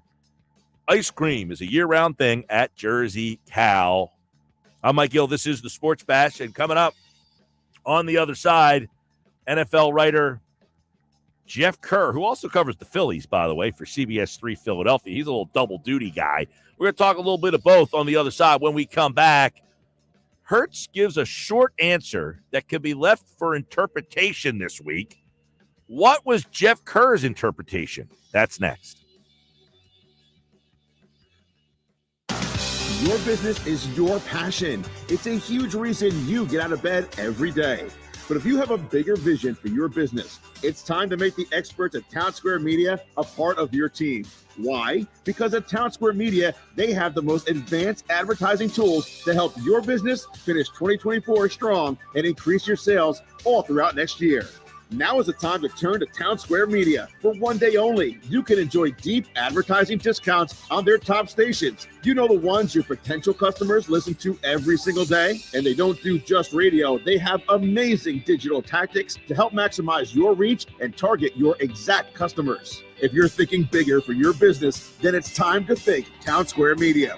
Take action and go to townsquaresouthjersey.com to request information on their customer appreciation sale. That's townsquaresouthjersey.com.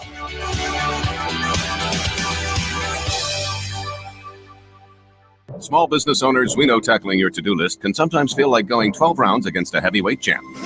Except that heavyweight's gloves are made of something hard, like diamonds. So when a new to-do pops up, you're like, I can't. I'm boxing my diamond boxing glove-wearing heavyweight champ of a to-do list. At Progressive, we don't want to make your day any harder. That's why we make it easy with over 30 customizable coverage options, so you can finally land a knockout blow. See if you can save on business insurance in as little as 7 minutes at progressivecommercial.com. Progressive Casualty Insurance Company. Coverage provided and serviced by affiliated and third-party insurers. Our daughter Jessie loves playing detective. A clue. But since we discovered she has sensitive skin, we've been playing detective too. We thought the problem was our puppy. But it was actually our old detergent. Aha. So we switched to Tide Free and Gentle. Tide cleans better than the leading competitive free detergent, and it doesn't leave behind irritating residues. Plus, Tide Free and Gentle has no dyes or perfumes, so it's gentle on her skin. Case closed. If it's got to be clean, it's got to be Tide Free and Gentle. Tune in to the Bet365 Play of the Day during the Sports Bash with me, Mike Gill, every weekday afternoon at 5:45 on 97.3 ESPN. Made possible by Bet365. Whatever the moment, it's never ordinary at Bet365. Get in zone, AutoZone. Welcome to AutoZone. What are you working on today? I think my battery's dead. With free battery testing and charging, we can help you get back on the road. Get in zone, AutoZone. So what if I need a new one? We have the right Duralast battery for you, only at AutoZone. Get in zone, AutoZone. And what about my old battery? We can recycle it right here at America's #1 battery destination. Get in zone, AutoZone. Restrictions apply. Getting quality employees to fill positions in your company is essential. But finding those people can be a major hassle, unless you use ZipRecruiter. ZipRecruiter makes finding quality people a breeze. And right now you can try it for free at ZipRecruiter.com/free. With ZipRecruiter, one click sends your job to hundreds of top job sites. But more than that, ZipRecruiter's advanced technology identifies the candidates with the skills you need, sends you a list of great matches to review, then actively invites them to apply for your job. And the results speak for themselves. 4 out of 5 employers who post on ZipRecruiter get a quality candidate within the first day. That's right, the first day. Now you can focus on your business and let ZipRecruiter do the work finding the best people for you. See for yourself. Experience the ease, efficiency, and power of ZipRecruiter for free. Just go to ZipRecruiter.com/free. That's ZipRecruiter.com/free. ZipRecruiter.com/free. Take 10 grand off MSRP. 0% for 72 months. 0 payments for 90 days. Or 2 new Matt Blatt Kias for $222. You don't need a sports betting app. Get to Matt Blatt Kia and be a winner. You heard right. 10 grand off MSRP and 0% for 72 months. 0 down or 0 payments for 90 days on every clearly marked EV in stock. Currently stuck in a loan or lease? We want to get you released. New 24 Kia Forte LXS. Just $111 per month lease. Why not get 2 for $222? It's gotta be a Matt Blatt Kia. With approved credit, 10 grand off customer cash and dealer discount. EV9, $38,900 per thousand through KMF. 24 months, $111 per month, 10,000 miles per year, $49.52. Not all will qualify. Offers can't be combined. Go to mattblattkianj.com for complete details or 888-505-6670. Price includes all costs to be paid by consumer, except for licensing, registration, and taxes through KMF. Matt Blatt Kia, 6211 Black Horse Pike, Egg Harbor Township, and on Route 37 in Toms River. It's common knowledge that after age 30, our metabolism changes. We have less energy and gain weight easier. There's a way to feel better, not in years or months, but sometimes in just days. I'm Chuck Norris. I tried everything. Working with a team of health experts, we came up with Morning Kick. Morning Kick is a revolutionary new formula that combines all my favorite supplements into one daily drink. Morning Kick has probiotics to help you lose weight, prebiotics for digestion, superfoods for muscles and joints, and powerful anti-aging supplements. It'll help you feel youthful, energized, and helps manage stress. I look and feel better than I have in years. Go to roundhouseprovisions.com, use code SUPPORT, or text SUPPORT to 511-511 and claim 40% off. roundhouseprovisions.com, code SUPPORT. Every purchase comes with our 90-day money-back guarantee. You could be feeling these changes within just a couple of days. Text SUPPORT to 511-511. These statements have not been evaluated by the FDA. This product is not intended to diagnose, treat, cure, or prevent any disease. Tax fees may apply. This is the day of the big sale at your gift shop. Welcome in. So this isn't just a big day for your business. It's a big day for the network keeping it all connected. That is, if it can handle the pressure. Next in line, please. So is it possible to get business internet you can really count on? It is. With 99.9% network reliability from Comcast Business. It's like this neat little bow. Do you like that gift wrap? Really ties it all together. Reliable internet for your business. It's not just possible. It's happening. Comcast Business. Powering possibilities. Switch to Comcast Business and get started with fast, reliable internet for $59.99 a month for 12 months with a 2-year contract. Or ask about our 5-year price lock guarantee on qualifying internet bundles. Don't wait. Call or go online today. Ends 12/22/24. Restrictions apply. EcoBill and autopay required. New 150 megabits per second internet customers only. Equipment, taxes, and fees extra. After promo, regular rates apply. Mom, meet Sarah. From first time Nana moments. Yeah, welcome to Flight 101. To annual girls trip moments. Your can't miss moments are worth protecting against RSV. If you're 75 or older or 60 plus with a chronic condition like asthma, COPD, heart disease, or diabetes, you're at higher risk of being hospitalized from RSV. And there are no prescription RSV treatments. Check eligibility and schedule your RSV vaccine at vaxassist.com. So where should we go next? Sponsored by Pfizer. Hi, it's Pete from Chicky and Pete's. Wrap up your workday with the all-new Chickies and Pete's Happy Hour. With unbeatable specials weekdays from 4 to 6 p.m. Enjoy half-price orders of Chickies Meaty and Tender Wings, one of our tasty and delicious pieces, or an order of mouth-watering hot, cold, or fried shrimp. Plus $3 domestic bottled beers, $5 Tito's, and $6 seltzers. It's the all-new happy hour, weekdays 4 to 6 p.m., only at Chickies and Pete's. Hi, it's Pete from Chicky and Pete's. Now, for a limited time, it's buy one, get one free snow crab legs every Tuesday and Wednesday. Buy one, get one free, and enjoy the sweet, delicate flavor of snowy white crab meat. Pair it with one of our handcrafted cocktails like the Stoli Vanilla Creamsicle or the Bourbon Peach Sweet Tea. Top it off with Chicky and Pete's world-famous crab fries. Buy one, get one free snow crab legs every Tuesday and Wednesday for a limited time. Restrictions apply only at Chickies and Pete's. Home of the Sports Bash with Mike Gill, 97.3 ESPN. That sounds great, guys. WENJ, WENJ HD, Millville, Atlantic City. This is the Sports Bash with Mike Gill on 97.3 ESPN and the 97.3 ESPN free mobile app. Now live from inside the Ocean Casino Resort Studio, here's Mike Gill. You can make the argument that head coaches and quarterbacks don't have to always get along. There should be tense moments as you're building on the road to a championship type of season. But it wasn't what Jalen said. It was the look on his face that said, I'm done with this man. And that's what people are responding to. And that is you going forward. Because Jalen's got the money. You wonder who's going to be there. It would be the head coach who has to leave. That was Kimberly Martin this morning on Get Up, Sports Pass Live, 97.3 ESPN. She said it wasn't what he said. It was the look on his face that said, I'm done with this guy. Wow. Pretty damning. Sports Bash 97.3 ESPN this hour is brought to you by Key Acura of Atlantic City. For a great car buying experience, see Rocco at Key Acura. Silton Road EHG, your small but friendly dealer online, keyacura.com. The body language of Jalen Hurts is tough to read sometimes. So for Kimberly Martin to say, it wasn't what he said. It was the body language. It was the look on his face. Did anybody else get that vibe when we saw Jalen Hurts said, we have our moments? Hands in the pockets, kind of shrugging the shoulders. We have our moments. What does that even mean? What does that even mean? We'll talk to Jeff Kerr from CBS Sports, covers the NFL in just a moment here on the Sports Bash on 97.3 ESPN.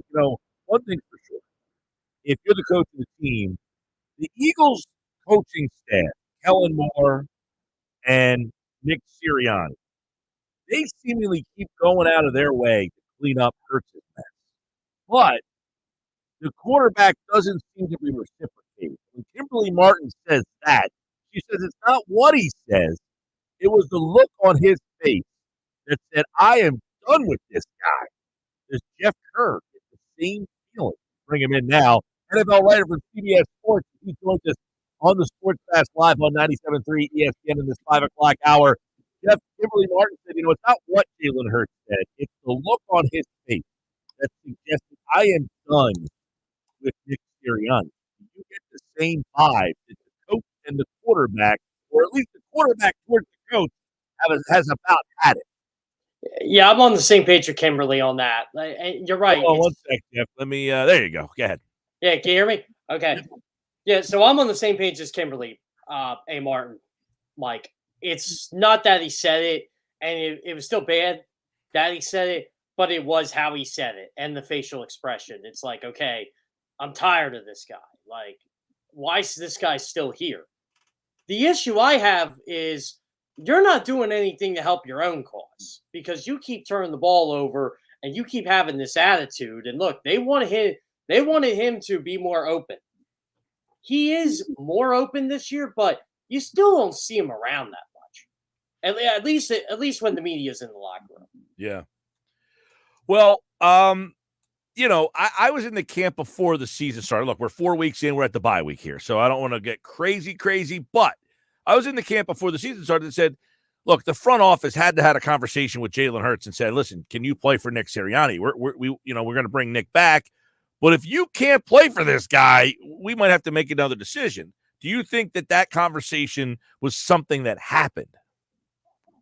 I really wonder if it did. You would hope it did because that's your franchise quarterback. But if it didn't, that's just going to make him even more upset, right? Because, well, why wasn't I included on this? You're paying me $51 million a year to be your franchise quarterback, don't you think I should have a say on who my head coach should be? And I mean, do we even know he had an input on Kellen Moore being the offensive coordinator? I'm really beginning to wonder this. Well, I'm sure it doesn't help right now that his former offensive coordinator, Brian Johnson, is over in Washington, and they're having a grand old time offensively, and there could be an element of Jalen Hurts being like, this offense isn't what I wanted. The offense that guy's running in Washington, that's what I wanted. Yeah, and that's what upset me about last year when, look, you could play Brian Johnson for whatever, but they did have a top 10 offense, and two, he wasn't the play caller. That wasn't his offense. That was Nick Sirianni's offense. He was just kind of there to help them with game planning and game designs. But on game day, that wasn't Brian Johnson. He's getting that opportunity now in Washington with Cliff Kingsbury, and you're seeing the results. Brian Johnson, in my eyes, not like he was a bad coach. I just don't think he ever got the opportunity to be a good or bad coach. He's getting that in Washington. Yeah. Jeff, you wrote at CBS Sports that the Eagles are not living up to the core values of Nick Sirianni. What are those values and how are they coming up short? Oh, compete, connect, accountability, fundamentals. And Nick even mentioned that on Sunday, right? When he said fundamentals, I'm like, oh, there's one of Nick Sirianni's core values. They're not living up to it. But then when you see, to me, Mike, the most disturbing thing is the social media stuff, right? You know, Darius Slay going on Micah Parsons' podcast the next day and pretty much laughing with him about C.J. Gardner-Johnson. Look, I know Micah Parsons is not the only person who feels C.J. Gardner-Johnson is annoying. In fact, I think he was voted the most annoying player in the NFL. So it clearly isn't Micah Parsons. But to have your teammate on there, a team captain, just bash you like that, I didn't want to go bash. But to say the things he said about you, you say that to him in-house. You don't let that go out in the public where Mike Gill and Jeff Kerr and everybody on social media can read it. So to me, that's a bigger issue than, and I didn't even get to the Devin White stuff yet. To me, that's a bigger issue than anything that any of the violations they have with Nick Sirianni's core values. Yeah. Well, we'll get to the Devin White stuff in just a little bit because he didn't play in the game on Sunday and still somehow made a little bit of a mark. But, okay, if they're not living up to the core values of Nick Sirianni, do we ask the question whether or not they respect the head coach? By that analysis, no. What I wrote, and I left that up for interpretation for Mike Gill, right? You know, if Nick Sirianni's core values aren't being respected, why is he here? What does he do? I mean, the only thing we know that he does during the year is override his offensive coordinator on certain fourth down plays. Not exactly an endearing sign for him. No. Well, listen, I always say, look, it's okay I don't have a problem with the CEO coach. Okay. Like, I don't either. Question, what do you do? What do you do? Well, I'm the CEO coach. I oversee, I make decisions. Some of your decisions are backfiring, fourth down, all that stuff. You know, we had Colin Thompson on yesterday. I said, did Matt Rule, did he call plays? No, he was a CEO coach. You know, he was a guy that oversaw things. But is Nick failing in the CEO role, I guess, is the question. And do the players not, this is a weird dynamic for me, Jeff, because, on the New Heights podcast, Jason Kelsey went out of his way. He says, hey, Sirianni's the most prepared coach I've ever played for. He holds the players more accountable than any coach I've ever played for. He's the best motivator. And here's what he said. I'll let him say it for you. Here you go. Nick, and I really mean this, is one of the best coaches I've been around and talking about coaching situational ball, really understanding what to do in the right moment, motivating guys. We coach things up in team meetings and hold people accountable better than pretty much any other coach I've been around. Situational ball, motivating players, holding people accountable. Isn't that what you want from a head coach? Yeah, and, I respect Jason Kelsey for defending him. And a lot of guys have defended him. Jason Kelsey, Fletcher Cox over the years, Jordan Mailata's done it, Cam Jurgens has done it. I'm sure Saquon likes Nick too. But it's always the same issues going on this team. There's division right now. I mean, look at it. Look at the secondary. You got two of your starters.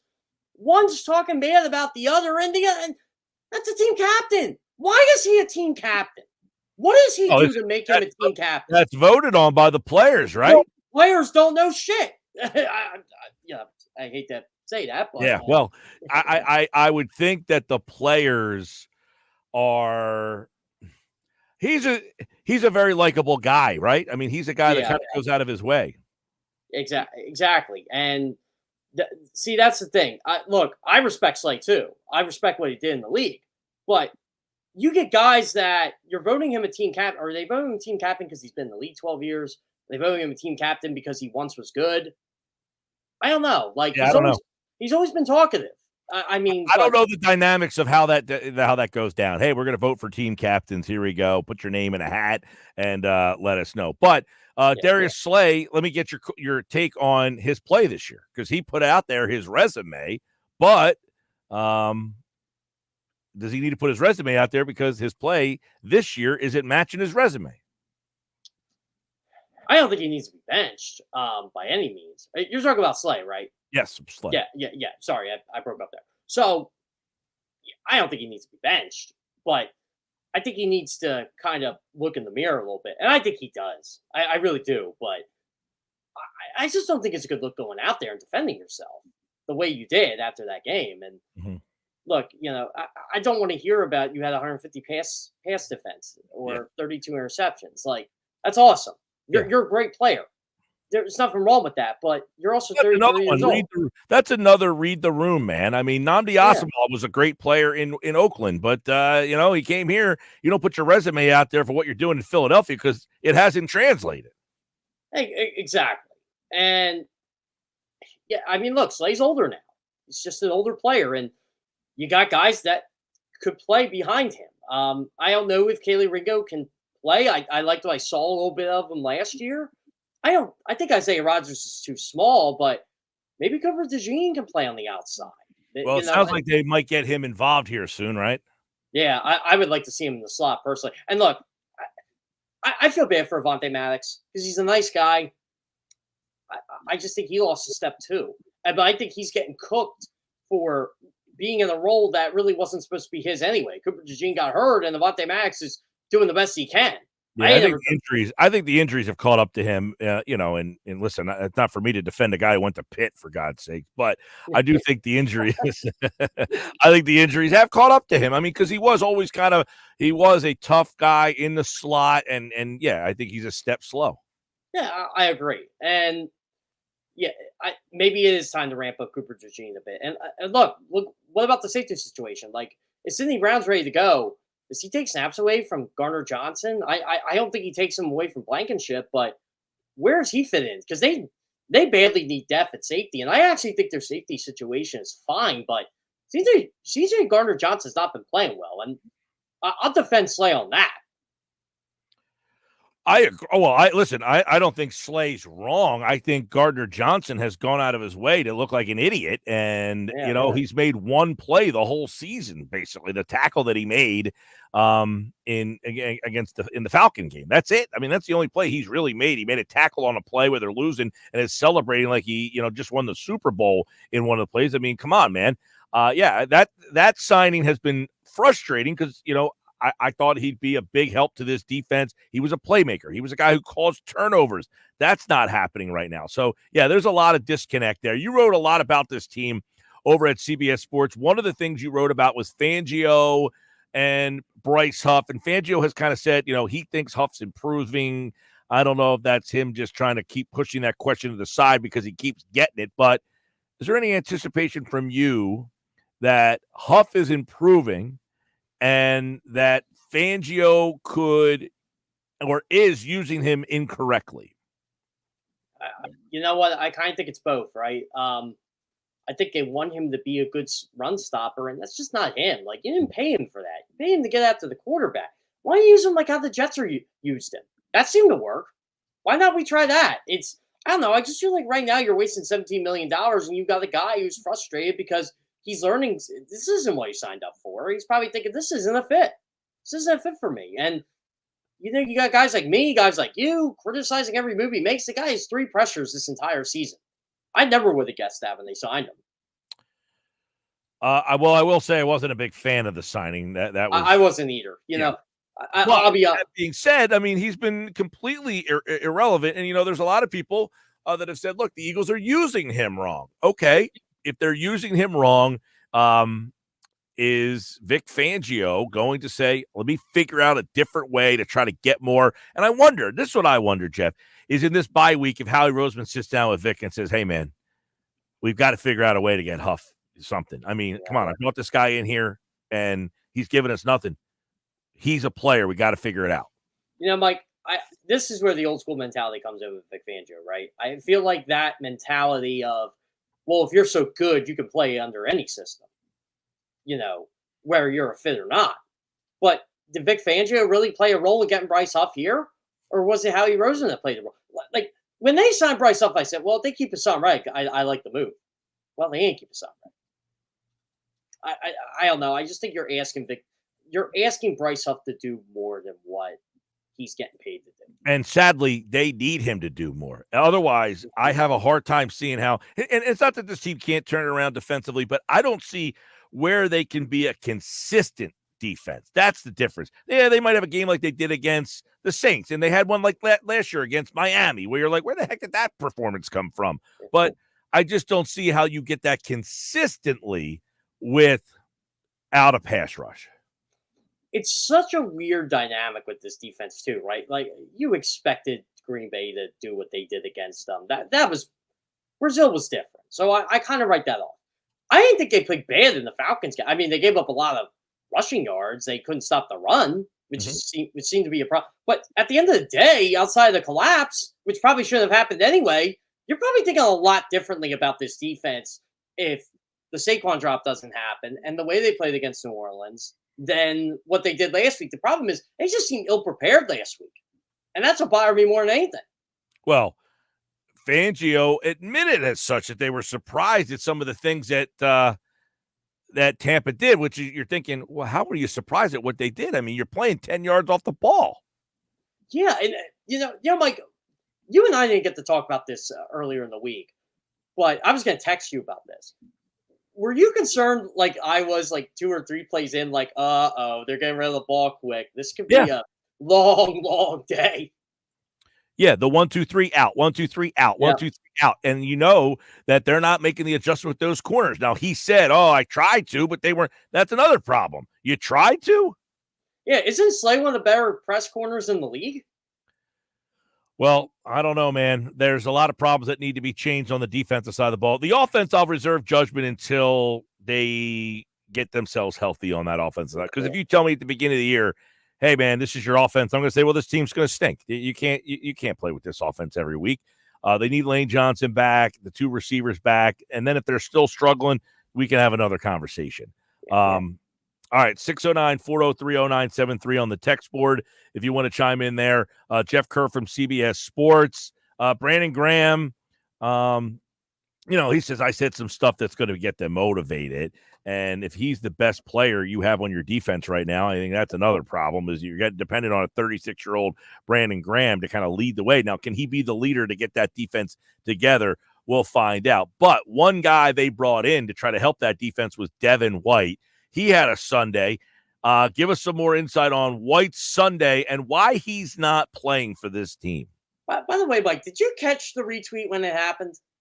No, I was not paying attention to social media during the game on Sunday. Well, I swear I was one of the few B-writers that followed him for some reason, and I see them like, why is Devin White retweeting Lavonte? And I know they're buddies, right? Like, it actually was the first thing in my head. I'm like, oh, okay, he's retweeting his buddy. The problem is his buddy is playing for the team that you're currently employed by, or sorry, the team that you're currently employed by was playing your buddy's team. Mm-hmm. Yeah, totally out of line. Yeah, way out of line. And I'm like, Devin White doesn't go on social media that frequently, so something was up there. I mean, you could tell he's frustrated he's not playing, especially when you've seen Nakobe Dean just get wrecked on Sunday. Well, that's the frustrating part if you're him, is you think you should be playing, and then the guy who's playing in front of you is not producing either. Yeah, Mike, what do you think, if you really want to handle this publicly, if you really want to do this, wouldn't you, in your eyes, like say you and I are in a media scrum, we're interviewing him. What do you say? Personally, I think I'm better than him. Bottom line, like, is that wrong to say that? I don't know. I mean, we're already talking about the inner Yeah, but you already know there's internal conflict. I mean, no, I think he's handled it pretty well outside of the fact that he went on social media and, that's not even – I think he's handled it well. I think he's done a good job of being a good soldier with this team. But why is he not on the field? Why isn't he playing? Well, it's Ben Van Sumer and then Jeremiah Trotter Jr. I mean, they're good special teams guys, and Trotter's getting better at special teams every week. And BVS is – Mike Clay is one of his best special teams guys. And I didn't need Mike Clay to tell me that. I can watch the games to prove that. I mean, they're tied for the special teams league in tackles. And Trotter's a rookie. Like, they're valuable to his unit. And Mike Clay said, look, I'm never going to turn down the guy who wants to play special teams. And, we don't know what Devin White has actually wanted to play special teams. He's never really done it. That's not his fault. That's just it's a square peg in a round hole kind of thing. So he's the odd man out. Jeff Kerr, CBS Sports, covers the NFL. CBS 3 covers the Phillies. Anything from Rod? Didn't get to hear anything from Rob Thompson today. Did you get any nuggets or news or info about this team and how this inter-squad simulated game went today? They tied, right? Who was on which team? Okay, so I don't know the exact rosters, but I'll just go by what I've heard. And, so the two teams were Harper and Turner against Schwarber and JT. Schwarber's team wore the home whites, and Harper's team was the home team. They wore the powder blues. They had the first choice of you, but they had the crowd noise. They had Rob Thompson actually didn't manage the game. He told us he watched from the stands. He was the only guy who watched. So, and Austin Hayes had a couple hits. He said Ranger Suarez threw really well. Kobe Allard started for the other team, but he said Ranger Suarez threw well. He said Bryson Stein. He said Yohan Rojas had a hit. He threw a guy out at the plate. He wouldn't give me – I did ask him if Marsh and Stott played against lefties. He wouldn't give me that answer, which I'm okay with, but you got to ask. So, yeah, I mean, I've got to re-listen to the Zoom call, honestly, but that's what I remembered from it. But Ranger Suarez threw 21 pitches. He said he threw really well. He was very encouraged by that.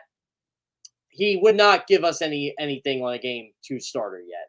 Yeah, I mean, the questions that I would have, if I had a one-on-one with him and I got 5 questions for the playoffs, I would say, what does your outfield look like? Do you have a Hayes Marsh platoon with Rojas in center?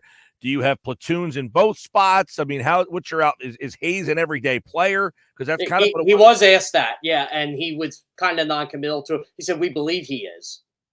So we believe who is Hayes? Hayes, but is Hayes going to be the left fielder? Like, I think he plays over Weston Wilson against lefties when they face the left. By the way, I think Weston Wilson's in the mix. I think it's Hayes in left, and then either Marsh in left and they platoon, or Marsh is in center every day and Rojas is out. I'm really curious what they do with Rojas. I mean, personally, I think I would keep Rojas in because of his defense, because that defense is so vital in the postseason. And he did hit the ball better in September, but I'm not going to – look, it's going to be really hard to take Brandon Marsh out of the lineup against a righty. Against righties. No, I think Marsh should play left field against righties, and Hayes should play against lefties. Yeah.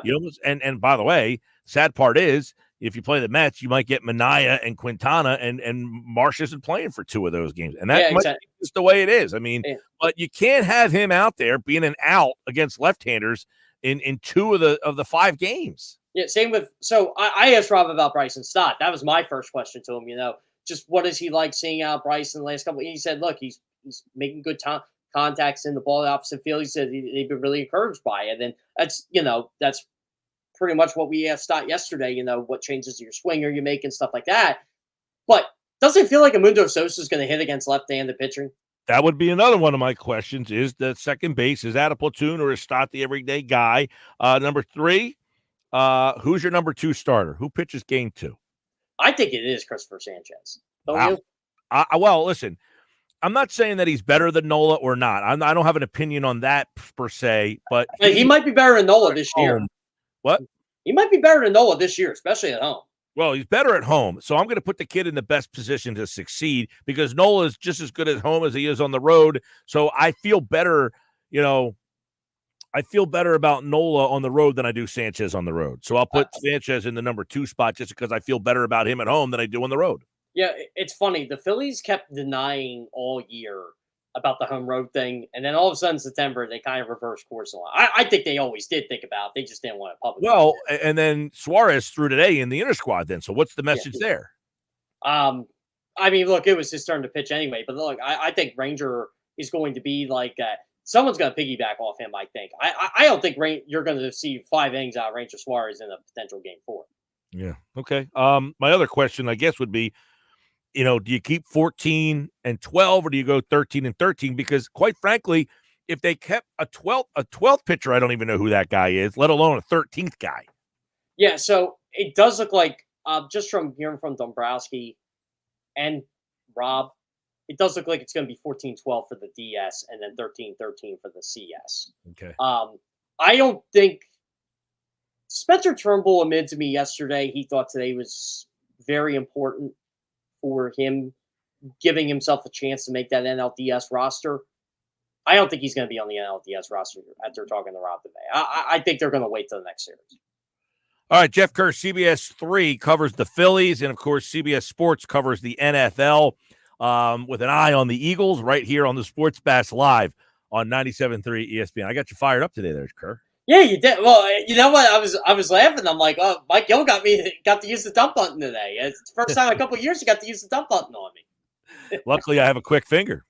Yeah, you do. I even said it. I'm like, I knew it. I'm like, I said it. I'm like, Darius Slay's been getting me fired up at writing everything he said. And look, I love Slay, but no, that stuff gets old. All right, man. Well, we will catch up with you next week. Yeah, sounds great, buddy. Right, are you going to be at game 1? Are you going to be at game 1 or 2 this week? I had an offer. I declined, actually. I had an offer to go. I had tickets to go. My buddy asked me. He said he had an extra ticket, but I'm gonna. And I've been asking my listeners all day today. Give me a place that will have the sound on. And I got a list of about 35 places today that have come in. A lot of duplicates, but I got a good list that I'm building here. And nope, I'm going to watch it out with the people. And I we'll see. I might wait for if they make it to the next round. Yeah, it's funny because my family's had season ticket holders. I mean, they're for years, and they're going Saturday. And they're like, "Are you sure you don't want to go?" I'm covering the team. I'm not.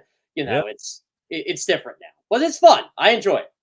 Red October. All right, buddy. Yeah. We'll see you. Yeah, sounds great. Thanks, Mike. All right, Jeff Kerr, CBS Sports, CBS 3 here on the Sports Bash Live, 97.3 ESPN, the 97.3 ESPN free mobile app. Streaming live video on the X platform at Mike Gill Show. Subscribe at Mike Gill Show YouTube, and you can check out the Phillies and every pitch of the Phillies playoff run right here on 97.3 ESPN. Coming up, by the way, this hour, Key Acura of Atlantic City for a great car buying experience. Go see Rocco at Key Acura Atlantic City. I got my Bet 365 play of the day. And we got the big 3 next here on the Sports Bash. It's the Sports Bash with Mike Gill on 97.3 ESPN and the 97.3 ESPN free mobile app. Lenny Kravitz presents the Blue Electric Light Sword 2024. Live in Atlantic City, Illusion Hall, November 1st and Saturday, November 2nd. Get tickets now at theoceanac.com. Lenny Kravitz, the brand new album, Blue Electric Light, is available everywhere now. For more, if you love to travel, Capital One has a rewards credit card that's perfect for you. With Venture X, earn unlimited double miles on everything you buy and turn everyday purchases into extraordinary trips. Plus, receive premium travel benefits like access to over 1,300 airport lounges where you just check in and chill out. Open up a world of possibilities with Capital One. What's in your wallet? Why? Lounge access is subject to change. See CapitalOne.com for details. My daughter Jessie loves playing detective. Clue. But since we discovered she has sensitive skin, we've been playing detective too. but it was actually our old detergent. So we switched to Tide Free and Gentle. Tide cleans better than cleaning competitive free detergent, and it doesn't leave behind irritating residues. Plus, Tide Free and Gentle has no dyes or perfumes, so it's gentle on your skin. Hey, hello. If it's got to be clean, it's got to be Tide Free and Gentle. Shop Macy's VIP sale going on now. Use your coupon or Macy's card and take an extra 30% off the latest fall trends from designers that rarely go on sale. And save 15% off skincare, makeup, fragrances, and more. Plus, shop fall specials for even more great deals on top brands at Macy's. Savings on regular and already reduced prices. Exclusions apply. Mom, meet Sarah. Some first-time Nana moments. Welcome to Flight 101. The annual Girls Trip moments. Your can't-miss moments are worth protecting against RSV. If you are 75 or older or 60 plus with a chronic condition like asthma, COPD, heart disease, or diabetes, you are at higher risk of being hospitalized from RSV, and there are no prescription RSV treatments. Check eligibility and schedule your RSV vaccine at vaxassist.com. So where should we go next? Sponsored by Pfizer. Welcome to AutoZone. What are you working on today? So you've got an oil change coming up. You can go farther and save full synthetic with our oil change special. Right now, you can get 5 quarts of Valvoline Advanced Full Synthetic with an STP Extended Life oil filter for just $35.99. Get the parts you need when you need them at AutoZone or AutoZone.com. Restrictions apply. This is the Town Square, New Jersey Info and Weather Network. Progressive Insurance presents the Sports Flash on 97.3 ESPN. NHL, the Flyers played their final preseason game on Thursday night, hosting the New Jersey Devils. Philadelphia lost Tuesday night to the Boston Bruins 4-1. Then they'll open up the regular season next week on the road, starting in Vancouver against the Canucks. Major League Baseball, the New York Mets and the Milwaukee Brewers continuing their NL wildcard round tonight. New York taking the first game 8-4, win away from making it to the NLDS. Will start today for New York against Frankie Montas. The Phillies waiting to see who will come out of the wild card round, to see who their opponent will be in the NLDS, with game 1 scheduled on Saturday. NFL, the Eagles are heading into a bye week, sitting at 2-2 after their loss to Tampa Bay. The Eagles returning October 13th at home against Cleveland. Philadelphia played Sunday's game without wide receiver A.J. Brown and Devontae Smith in a loss to Tampa Bay. I'm Tony Desiri, and that's your Sports Flash on 97.3 ESPN. Earn entries for your chance to be one of the lucky winners of a complete his or hers YSL collection, now through October 26th. Show your timeless sophistication during the YSL collection drawing, only at Borgata. Must be 21 or older. Gambling problem? Call 1-800-GAMBLER. From the Town Square, New Jersey Info and Weather Network, I'm Chief Meteorologist Dan Zarrow. We're about to fall into some beautiful early autumn weather with warming temperatures and lots of sunshine heading into the weekend. There is a chance of a sprinkle this evening, then clearing skies and cool temperatures overnight, low of 58. Beautiful tomorrow, mostly sunny, dry, and mild, high 73. Friday, we go from sun to clouds with a high of 76. We'll still be in the 70s through the weekend. Get weather 24/7 wherever you are. Download our free mobile app today. Hey, Jen, I just stopped in to say hello, and oh my goodness, look how busy it is in here. How do you get all these customers? Yeah, this month has been a record breaker for us. For a long time, we had decent business coming in from word of mouth, but we weren't growing. Lately, though, a lot of new folks have been finding us online, and that's made all the difference. That's terrific, man. I wish I could figure out how to do that for my shop, but I have no idea where to start. Just do what I did. It's not as hard as you think. Go to mylocalcustomers.com to see exactly how many searches there are for businesses like yours. If you see that there are a good number of clients searching in our area, you'll also get some suggestions for the best way to get their attention. Do you think there are a lot of people searching for my business? There's only one way to find out. Go to mylocalcustomers.com. It's quick, easy, and free. Go to mylocalcustomers.com for a free local customer analysis that will show you how many customers are searching online for your type of business. It's quick, easy, and free. Visit mylocalcustomers.com. That's mylocalcustomers.com. You're listening to the Sports Bash with Mike Gill. When I'm driving, I got a guy on the radio who talks to me. I can't see him. 97.3 ESPN. I'm going to say it's Saturday myself. other day, it's not nothing that's like a play or anything. It's more so that if we get a mustache going, I should say that that's the other day. I just don't care that. I got slaves from the media and the fans for doing that. Well, he read the room that time. Darius Slay calling himself this, that, the other thing. You're right, Slay. You were. Way to read the room.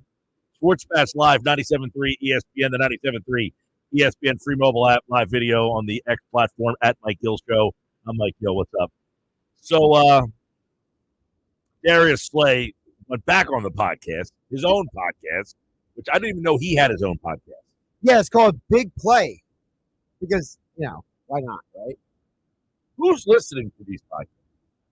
Apparently there are people because there's tens of thousands of people who are subscribed to these things. They have plenty of ads. I got to skip through the ads. Well, I'm out on the player. I know you are. I'm not watching or listening to any of them. By the way, we'll continue till the top of the show and maybe tomorrow as well. Phillies game Saturday, 4 o'clock. You can listen to the game on 97.3 ESPN. Give me a place in the area to watch the game that will have the sound on. All right? Delaware, Atlantic County, Cape May County, Ocean County, Cumberland County, Salem County, Gloucester, you name it. Camden, Burlington. Yeah. Give me a place that will have the Phillies game on with the sound. Now, we've got a ton of places that have been coming in. I was going to say, this is turning into Pokemon, Mike. You got to catch them all. Like, that's what you got. You got the text coming in. You got the comments on the Facebook page. You got all the input coming in. We've got a ton. We've got, so far, I'm up over 30 different places. And, like, some of these places I have been to, and I know that I can vouch for them. Some of these places I can't vouch for because I may have been there, and I don't know if they have the sound on, or I've never been there before. Right. And if you've never been there before, you're kind of like you're looking for somebody else to maybe corroborate that information. Right? Yeah, I'm just trying to get, I don't know where I'm going to be on Saturday. I don't know what my plans are. So I want to know if I'm doing something, I'm in that particular area because we will travel. My girlfriend and I will travel to go watch a game. Oh, yes, you will. Last year I watched the game in Cape May. You went to the wrong place. I don't know. Should I give that place another shot? No, absolutely not. You think they know that I know? I think they're too oblivious. You think? I think so. I mean, I enjoyed it up until the band playing. Like, do you think they have taken the feedback and said, you know what, we can't do that this time around? Because I would go, put it this way, I would go back there if I knew they weren't going to have a band. I think you need to get double confirmation that they will not do that again because that place is well known for having live music. They're not known for showing games. It wasn't a bad spot to watch the game. I didn't say that. They had the Phillies game on with the sound. And that day, if you remember, it was Phillies-Astros game 6. It was the same day that the Union played in the MLS championship game. They had that game on too. Yeah. I was at a different establishment that exact night, and they had the sound on at this place, but the TV setup was poor. So it was kind of like I'm cranking my head to see these small screens, but they had the sound on. So I kind of was like, I was like, well, I'm here now. They got the sound on in Cape May, in Cape May County. Gotcha. Okay. Yeah, I mean, I would go back there, but I have to know the sound is on, and that they did have the sound on until the band started. But that's a poor job. It is poor. I said I can't go if I'm looking at the website now to see Saturday. Like, for example, you know how they fact check these? Like, they have a band scheduled on Saturday, although the band's not scheduled until later on at night. So what you're saying is that because the Phillies game is earlier, game's at 4, that band there shouldn't be a band. So if I'm in the area, I would go back there. Interesting. So I had a good time. They had the sound on. It was fine until the band came on, but the band is not scheduled until the Phillies game will not be on at this time. Okay, so then maybe you do give them a second chance. I might. If I'm down, that's my point. Let me know where the game is on with the sound on because I don't know where I'm going to be on Saturday. Heck, I even said there's a possibility I'm in Delaware. We've talked about taking the ferry over to Rehoboth or Dewey, and I might go over there to watch the game. So if there's anybody listening, and I know people in Delaware listen, is there a place in Delaware that if I'm in Delaware, I should go? I actually know if I'm going to Delaware, we've already talked about where we want to go. Oh. There's 3 spots that we think we might go if we go to Delaware Saturday. 33% chance. So I'm seeing if anybody nails those 3 because we've narrowed it down to 3. And so maybe if somebody mentions one out of those 3, you say that's the one. Well, if I get the text and it says this is the place to go in Delaware in Dewey or Rehoboth. We got listeners out there. Oh, I know that. We get more texts from the 302 than we do the 609 sometimes. Sometimes, yeah. 609-403-0973 is the text board. All right. Can I give you a little more from Darius Slay here? I thought you were like Darius Rucker. Oh, my Hootie. goodness. Yeah, Hootie and the Blowfish. Yeah. He is a big sports fan, by the way. Darius Slay, by the way, so on his podcast, he gave an explanation. And while I appreciate him explaining why he put out the tweet that he is apologizing for, I do think it's a very interesting conversation about the why he put out the tweet. This is from the Big Play Slay podcast. I will take accountability for posting my stats like that. I should not have did that. I shouldn't.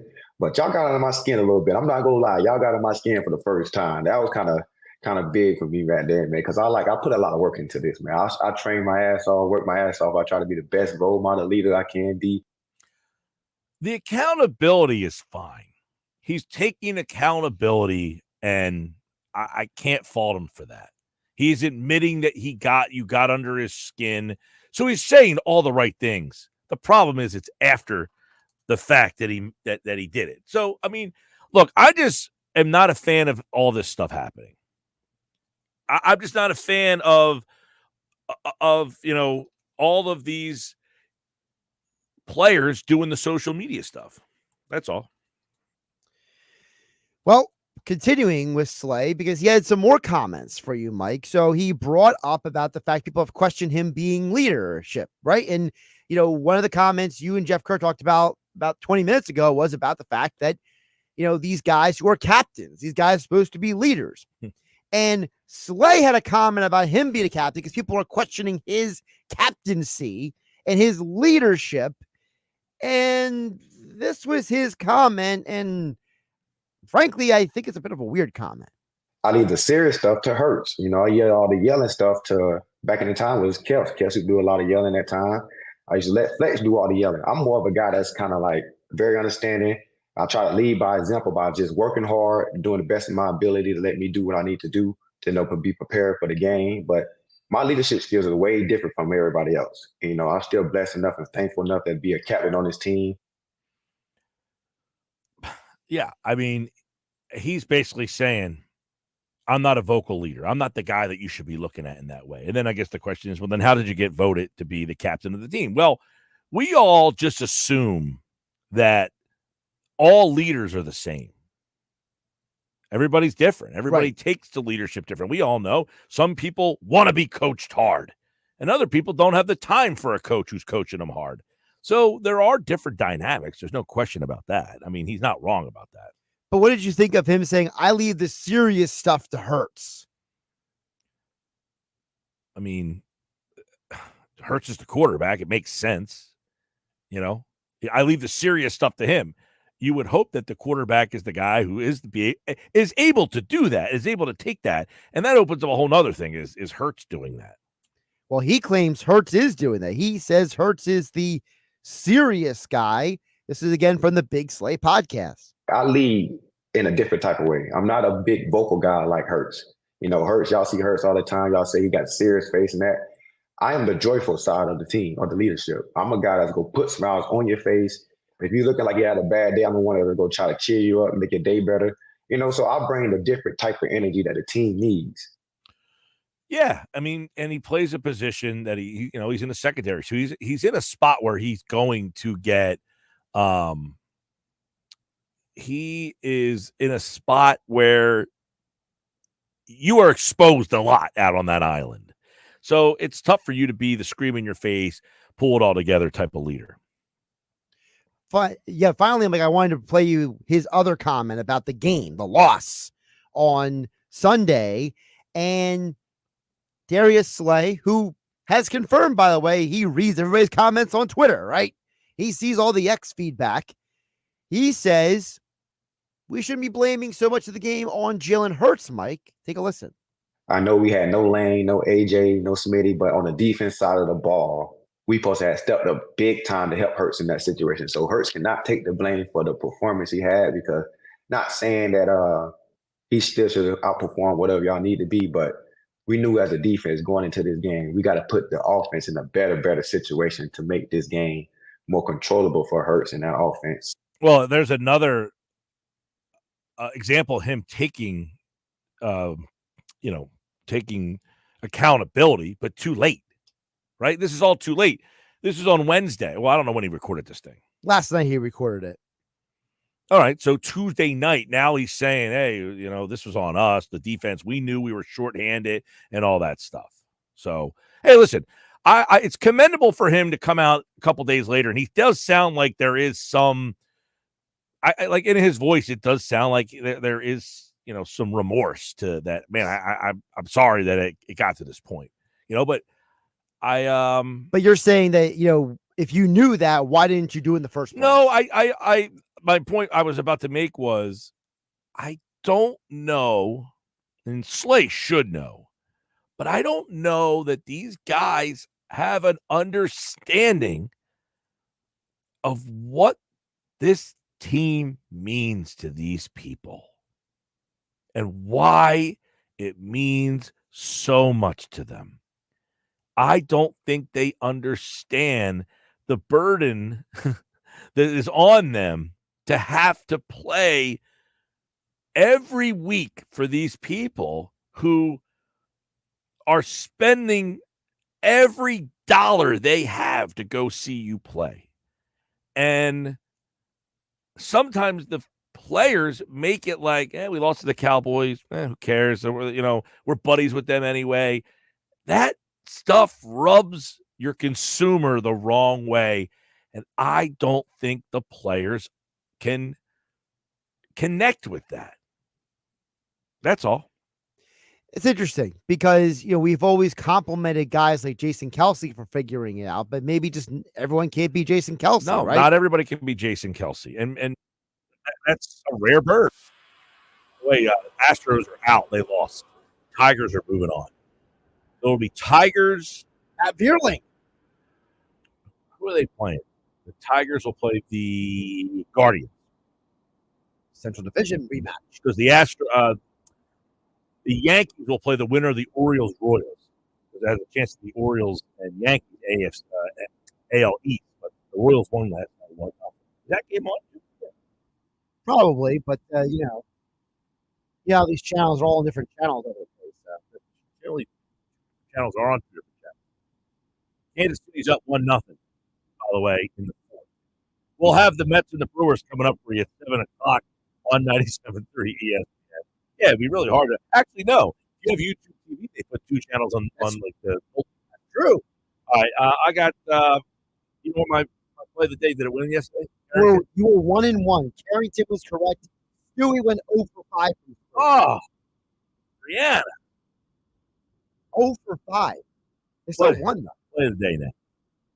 Wake up weekday mornings from 6 to 10 a.m. with Unsportsmanlike on 97.3 ESPN with Evan Cohen, Super Bowl champion Chris Handy, and Michelle Scott. Wake up without it. Brought to you by the Gallery Bar Book and Game. Pushing Casino Resort in Atlantic City. Presents the Blue Olympic Tour 2024. Live in Atlantic City, in Ocean Casino Resort, November 1st, and Saturday, November 2nd. At theoceanac.com. Many credits, the brand new Blue Electric Light is available everywhere now. For more, manycredits.com. Online consultation with provider will determine if appropriate strategic pricing. Website details and information subscription required. Price varies based on product and subscription plan. Hey guys, did you know there's a generic form of Viagra that works just the same, but is 95% cheaper, and you can get it online? Go to hims.com/joy. Through Hims, you'll get a free medical consultation, discreet shipping if prescribed, and the process is 100% online. start your free online visit, go to hims.com/joy. That's HIMS.com/JOY. Take 10 grand off MSRP, 0% for 72 months, 0 payments for 90 days, or new Matt Black is for $222. Being a sports betting app, get to Matt Black Kia and be a winner. You heard right. 10 grand off MSRP and 0% for 72 months, 0 down, or 0 payments for 90 days on every clear marquee game stuff. Currently stuck in a loan or lease, we want to get you released. New Kia Forte LXS, 111 per month lease. For $222. Gotta be a Matt Black Kia. Cash dealer discount. EV9. AMF, 24 months, 111 per month, 10,000 miles per year, 49.52. Not all will qualify. Offers can't be combined. Go to mattblackkianj.com for complete details or 888-505-6670. Price includes all costs to be paid by consumer, except for licensing, registration, and taxes through KMF. Matt Black Kia, 6211 Black Horse Pike, Egg Harbor Township, and on Route 37 in Toms River. Warning, the following ZipRecruiter radio spot you are about to hear is going to be filled with F words. When you're hiring, we at ZipRecruiter know you can feel frustrated. And you can spend a fortune trying to find fabulous people, only to get flooded with candidates who are just fine. Not fun. Fortunately, ZipRecruiter figured out how to fix all of that. We find the right people for your roles fast, which is our absolute favorite F word. Just go to ZipRecruiter.com/free to try ZipRecruiter for free. That's ZipRecruiter.com/free. Our daughter Jessie loves playing detective. A clue. But since we discovered she has sensitive skin, we've been playing detective too. We thought the problem was our puppy. But it was actually our old detergent. Aha. So we switched to Tide Free and Gentle. Tide cleans better than the leading competitive free detergent, and it doesn't leave behind irritating residues. Plus, Tide Free and Gentle has no dyes or perfumes, so it's gentle on her skin.